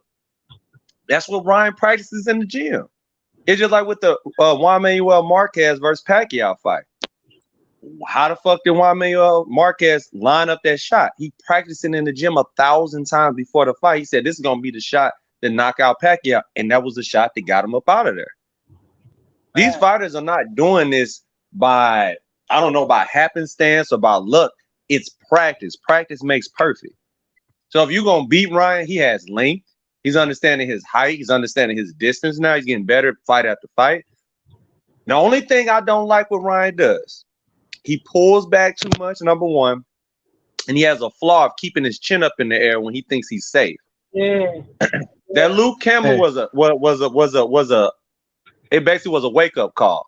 You can't do that with Tank, and you definitely can't do that with Teofimo Lopez. Teofimo Lopez will put him down, put him out if he pulled back like that. So he has to work on side-to-side movement and learning when to clinch and when not to clinch. I haven't seen him clinch enough, but maybe he hasn't had to use it because he hasn't fought an A-level fighter like Teofimo Lopez or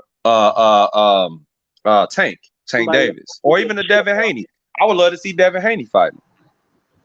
So my question to you, Fred, is who's going to give him the best competition? Do you feel it's going to be Tank's speed, going to be too much, and is being able to weave and get in the inside, or do you think Ryan going to keep him at bay, or do you think it's going to be Ryan versus Teofimo Lopez? Who going to give him the hardest fight? That's a good question. Who would give him the harder fight? Yeah, the hardest fight. Yep. A dog fight. I think Tank.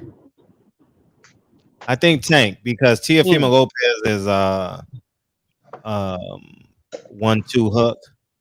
Yeah, he's 1-2 hook. Yep. Yeah. I think Tank is a little bit more rambunctious in the ring. Definitely more versatile. And he'll find a way to get inside. Tank gets hit a little bit, willingly to get inside. So that makes for a good fight. And the vulnerabilities that you say that Ryan Garcia has will make for an interesting fight because he's not a complete fighter. Anybody else want to answer that? Rashawn, you want to answer that? I just wanted to add on to what you were saying, bro. Oh, sure. Like, sure. Go ahead, Rashawn. Go ahead. It was great how you mentioned what's called a reflex bag, bro. Because I trained my son myself, bro. And I bought him one, and it definitely has improved his hand-eye coordination, all that stuff, right? It's great. Right. It really, and it's some advanced stuff, bro. I promise you, you're right. The funny thing about what you said, the flaws is that he does that come from hitting that bag. Because my kid start pulling out with his hands down, getting all cocky, slipping the bag, pulling out with his chin in the air. And those is habits that you also develop from keep hitting that thing because you get used to slipping it all the time. You get used to not getting touched and being able to do those things because, of course, it's just a bag, bro. So these is habits that also are negative about, him doing that. But what you said, bro, is right on point, bro. Like that bag definitely helps. You just can't get yourself too used to it. Otherwise, you get yourself caught literally doing what we talking about, pulling out with your hands down, because you start thinking that you can because it's a fast bag, man. That thing fast. You start managing everybody's speed, but it just takes one person to time you right and trick you. So, Brian, and what Fred said, I'm kind of in agreement. I think Gervonta would give him the more tougher time because he sets a lot more traps. Like Teofimo, he's fast, explosive, and he could give him a hard time too. But he don't set as many traps as Gervonta does. Gervonta is a very, very calculated fighter. And I'm gonna tell y'all this. I'm gonna tell y'all this, man. And I know I'm gonna sound crazy because everybody's really stuck on weight class. But I'm gonna tell you right now. I saw some sparring of Shakur Stevenson and Ryan Garcia before. Shakur Stevenson will dog walk Ryan Garcia. That's his kryptonite. That's why he never mentions him. I know y'all gonna say, he's a 130 pound. He's a 130 pound. That's a big boy. Shakur Stevenson growing into his mansion. That's a big boy. And he's damn near the height of Ryan. And I'm telling you, he can walk Ryan down and he can make it look. Listen to what I'm telling you. He can walk Ryan down. I'm saying this first before the fight even happened. Shakur eventually going to get tired of all the dumb shit that's going to politics. He's going to start talking more. He's going to start, coming out and shelling and calling out Ryan.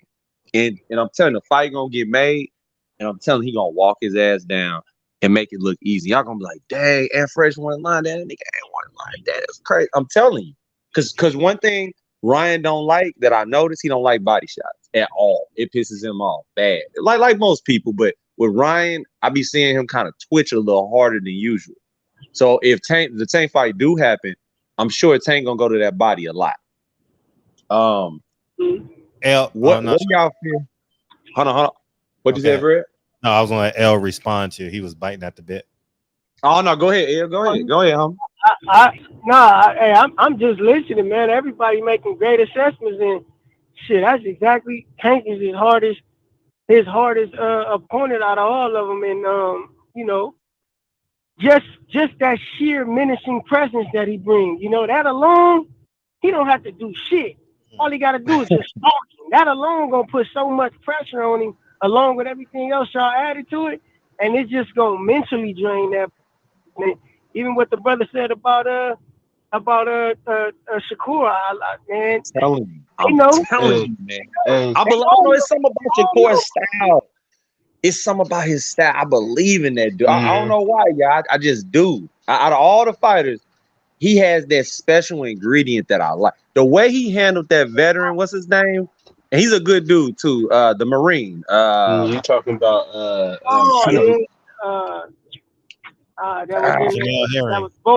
Jamel Herring. He's a good dude. Shout out to him. But Shakur said, "This is mine." He has that dog. This is my night. This is my time. I like that because that's what boxing needs. We need that, bro. I'm gonna tell you where I was most impressed with him. What I seen him do, and it's very simple, like the brother mentioned earlier. Simplicity, very simple. But this showed me that his IQ was on another level. When the guy feints at you, he's feigning to open you up, to make you bite for something and hit you with something else, or just to get a reaction, just to compile some data. Man, the best way to defend a feint, the best way, and it's the most simple thing to do, and he does it 100% of the time. His training, if anybody knows Shakur Stevenson trainer, tell him I said excellent job. Or if he's listening to this, excellent job, man, because that boy got a hell of an IQ. It's simple, though, and people don't practice simplicity. The best way to defend a feint is just simply take one step back. And he does that every time when somebody feint at him. He does it 30% of the time, and it makes you reset. Because that's his only reaction, is to step back. He don't give you no opening. He make you reset. And now he compiling data from you. Man, that boy, when I seen him do that and continually, I said, damn, this nigga right here is something else. Because people don't do that. People are constantly stand right there in the pocket and go left or go right or duck or try to throw a jab or try to throw a right hand and get caught in a and then the guy start playing on that and he start eating you alive. Man, he take one step back, make you regather. Hey, y'all making me. I want to bring up this real quick about Shakur. He's humble enough to say my master teacher, which is Terrence Crawford, he's the only person. He said, I inspired damn near thousands of people in my lifetime. Only person who whooped my ass and really whooped his ass was Terrence Crawford. He said Terrence Crawford damn near made him want to get out the ring. That's how fucking. I'm telling you, Terrence, he's a motherfucker, man. But I just think the sure presence and dog style of Earl Spence, I'm telling you, we gonna see what Terrence Crawford really about. Yeah, he a dog. Yeah, he a menace. Yeah, he this, he that. We gonna really see that heart get tested when Earl Spence is saying, nope, I'm getting hit on the chin. I'm still coming forward. Nope. I want to see what Terrence do. Unless Terrence hit him with something early that really get Earl attention and make him wobble, which we haven't really seen Earl wobble like that. So that's the only way I can see, Earl getting Earl respecting his power. So how do y'all look at it? Because of course Terrence has more versatile things he can do over Earl, but Earl just got that dog, like that old school 80s Marvin Hagler dog in him. Yeah, what y'all got to say about that, man? What y'all got to say? Man, I'm just Earl. I'll go first. Earl gonna beat the motherfucker. Man, look at that. man. Fred said he's ready for it. He ready. Earl, man. Earl gonna beat the Omaha out of that motherfucker, man. That motherfucker gonna move to Dallas and be Earl's butler, man. That motherfucker, man. Damn. Earl gonna punish him, man. It's gonna be like that. Okay, Fred. If you can simulate the first 3 rounds, does it involve Earl Spence smiling in the corner, or does it involve Terrence Crawford getting water poured over time? Man, you gotta do something different. You can't just stand in front of him and get hit. Yeah, Like what's gonna happen? What's gonna happen? No, Terrence. No, Earl got to go get him now. Terrence Oh, Terrence IQ. Terrence IQ is up there. Yeah, he gonna circle him and throw that jab and throw that loop in the right hand and do all that, and Earl gonna catch it. And Earl gonna Earl gonna let him land that shit just so he can get inside of. Okay, I'm a pick a punch where I can get inside. I don't know what it is. Earl gonna, man, I'm telling you, man, Earl gonna make that motherfucker turn into a infant. Man, man, that fight not even competitive to me, dog. But you know, he's the best. He's the second best welterweight, so we got to see it. I'm in agreement with Fred exactly, but like what I really see though specifically is like Crawford. He's a great fighter. The issue is he got too much dog in him, and that dog is not gonna win in this match. You can't be a dog and try to outdog Earl Spence, and that's why I see the problem. Like bluntly, what I think is gonna happen, bro, is it's gonna be competitive in the beginning, and then he's gonna keep trying to compete with Earl. You see what I mean? As far as trying to top what he's doing. Say Earl gets in the inside, hits him with 2 body shots. Terrence gonna think it's a good idea to stand in there and try to get him back. You know what I mean? Like he got that real I gotta get you back mindset, bro. And I gotta get you back mindset gonna get him knocked out. That's my perspective. Because he's gonna get worn down trying to keep up with Earl. That's exactly what I see happening. I think it's gonna be like a 10th round stoppage. Yeah, they're gonna beat them. Whoa. Go ahead, Earl. But hold on. But I'm gonna say this. Y'all don't think Earl's pressure and his velocity of coming forward may play into Crawford's advantage? Because sometimes Crawford can sit back and throw like a bolo punch, uppercut to the body that's real deadly. He did it with Mtagwa. We all know Mtagwa is nowhere near Earl Smith's level, but that left uppercut he threw to the body was beautiful. Man, he got bullets coming back at you, man. Yeah, that's true. Them bullets coming back. That's right. That's right. And that's exactly what I see. I see them trading body punches. That's what I think gonna happen, bro. He gonna sit there and try to do that with him, and it's gonna be like, oh, okay. Well, I seen Earl trading body punches with heavyweights, bro, without gloves in the street, bro. I know y'all seen them videos, y'all. Y'all better look up Earl Spence. I saw that. I think Ellie Segback had the video. If I know, yeah, I think Ellie had it. I think Ellie had it. Yeah, L, what you got? I'm gonna get my take on it, man. And I by no means think it's gonna be a wash at all. Back when Spence fought, when me and you went to the fight, Fred, with Spence and Sean Porter, I felt at that time, I felt Spence was the best pound for pound fighter in the world, and I felt that he was in an advantage 60-40. Fast forward, what is this now? 4 years later, 4 years later, I feel like the fight is closer than it's ever been. It's probably 51-49. Either way, I kind of favor Crawford now, but this is a very, very close fight. As far as styles are concerned, and just grind them out style, Earl probably got the advantage just because, man, this nigga is unbelievable. It's like he got God's Holy Spirit on him when he in that ring, because he's one of them little engine that can niggas, man. Like, it's nothing he can't do, and I've doubted him, and he's proven me wrong every time I've doubted him. As much as I love him, he's even defied the odds that I set against him. So I don't have much room to doubt the brother. But this fight is very close, and in order for Crawford to win this fight, he's gonna have to outwit Earl. He's gonna have to push a button in Earl that we haven't seen push, and that's gonna be he's gonna have to push a button that's gonna get him mentally offset.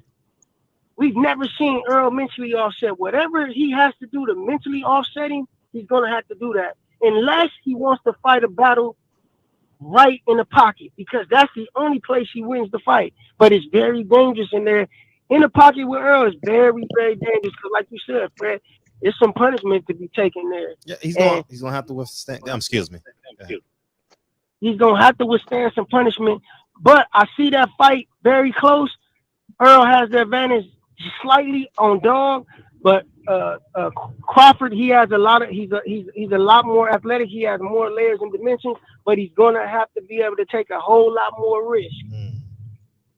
But it's a must-see fight though, and they gotta make it happen by the year's end, which I think we got a 95% chance of happening. And we need boxing needs this sport. Boxing needs this fight. They need this fight.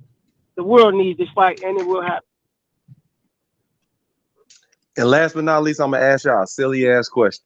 Right, who's gonna be the first to knock out Jake to knock out Jake Paul at 175? Who's gonna be the first, man?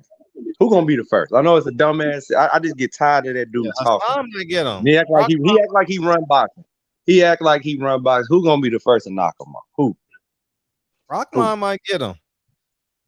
I hope so.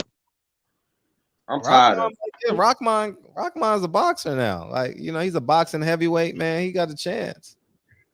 Hopefully he's in shape. You know, hopefully his conditioning is good. And because, you know, Jake Paul's conditioning goes bad. So we'll see. We got a busy August, man. We got Joshua, we got Jake Paul, we got Teofimo.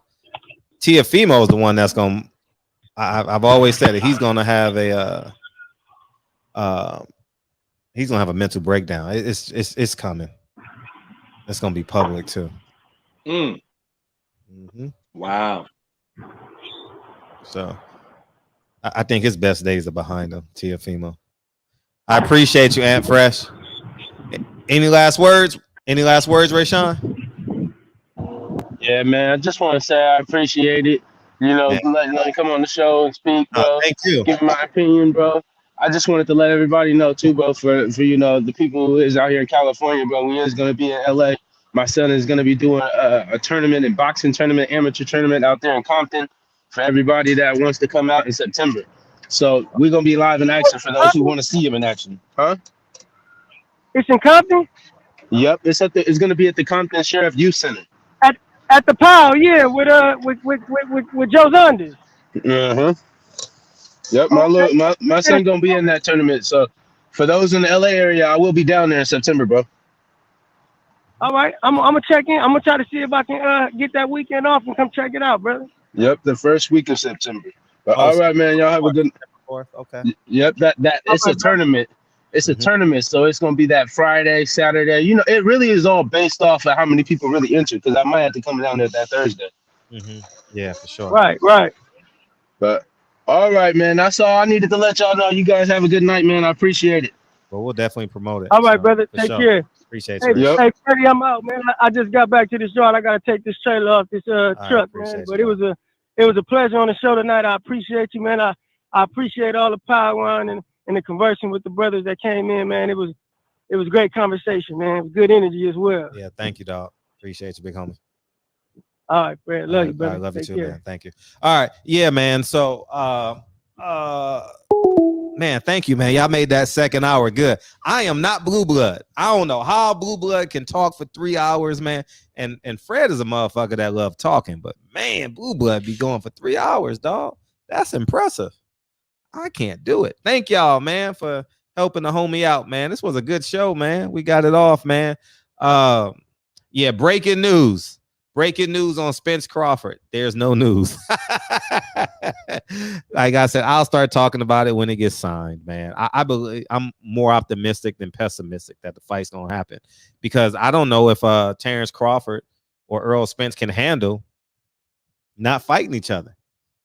Like, that pressure is gonna be insurmountable. Fans gonna be livid if that fight don't happen, man. You know, there's no Miguel Cotto out there. That Floyd Mayweather had Miguel Cotto, man. You know, so he had a few others to hide that Manny Pacquiao fight. Didn't happen, man. You know, so yeah, Blue Boy got a full head of hair. Yeah, that's my brother, man. Yeah. Blue Blood take care of his family. That's important. That's beautiful. He was at a Yankee game yesterday with his family. Looks like we might get a Dodgers. Oh, here's what I want to put, man. Dog. Okay. I'm going to save it for tomorrow, but I'm going to preview tomorrow's show. Tomorrow's show is going to be really, really good. It's going to be a doozy. I'm talking about, I posted it earlier today on my platform about real niggas and Miss Independent. These independent bitches, man. You know what I mean? And coincidentally, TD Jake spoke about it today too. I saw that clip. But here's the clip I want y'all to see this shit, man. Can y'all read this shit? I think this motherfucker. Read what he said though. He says, let me enlarge it for y'all, man. Let me enlarge it because I know some of y'all like me when y'all too far from it. Everybody read this. This is absolutely heartbreaking. These two young queens did not deserve to be blatantly singled out and ignored by this Sesame Street character. Hashtag at Sesame Street must address their staff disgusting behavior. Oh my God. Oh, poor baby. Oh, man, come on, man.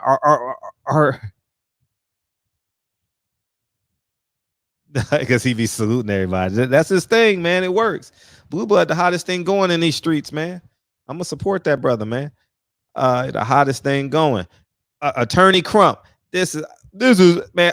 Come on, guys. We are not gonna turn the civil rights movement into a Sesame Street character not waving at two black girls, y'all. We are not gonna disrespect those 4 little girls that got murdered. We are not that got blew up in that bomb. We are not gonna disrespect Martin Luther King, dog. We are not going to disrespect Malcolm X, y'all. We're not going to do this. We're not going to disrespect Martin Luther King's mother, man. Come on, man. Come on, man. For real. We can't do this, man. Man, come on, man. Oh, man. This is social engineering at its finest.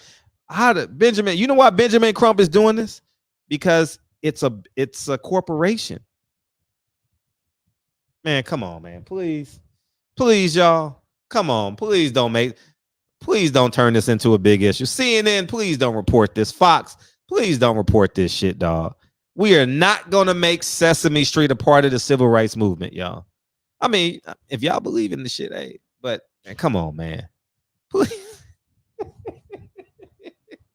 Boycott Sesame Street. Come on, y'all. Look who's support. Who is Kari Red? Who is that? I don't even know what she looked like. Let me see who the hell is she. I know she got who is she? I don't even know what she is. She got fake lips. I don't know. She pretty though. She beautiful. But it is, man, we can't do this, man. Come on, y'all. We can't do this, man. This is sad, man. We turned it. Man, Love and Hip Hop. Man, come on, man. Man, these little girls they gonna be victims their whole life. Man, come on, man. Oh. This is sad, man. Man, when I say this is sad, man. He didn't wave at them, so these beautiful. Check out his language. This is absolutely heartbreaking. These two young queens did not deserve to be blatantly singled out and ignored by this Sesame Street character. These two young queens did not deserve to be blatantly singled out and ignored. Hey, Benjamin Crump, I ain't get no milk when I was in the 3rd grade, man. You know, I was in the line with like 7 Latinos, man. And I was the last person in line. And I didn't get a milk, man. Come on, man. Come on, man. Let that man be human. If he don't want to give high fives and handshake, man, come on, man. This is not a civil rights movement issue, dog. Man, come on, man. Man, come on, man. You can say what you want out of your own mouth, Dorian. I can't control other people's mouths. You know what I mean? I don't care. That's why my platform is what it is. Anyways, man, this is awful, man. I like free speech. Say what you want, man. Get it off your chest. Man, this is crazy, man. This is absurd. Anyways, man. Man, this is crazy. This is crazy.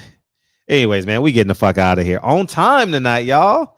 I appreciate y'all coming through, man. Tomorrow's show, man. We gonna talk about these real niggas, man, and these boss bitches, man. These boss bitches and these real niggas are destroying families and structures and going viral on social media. And now all we see on Instagram is these women speaking out. This nigga got to bring something to the motherfucking table, man. Women don't want to build the table with a man no more. They don't want to build it.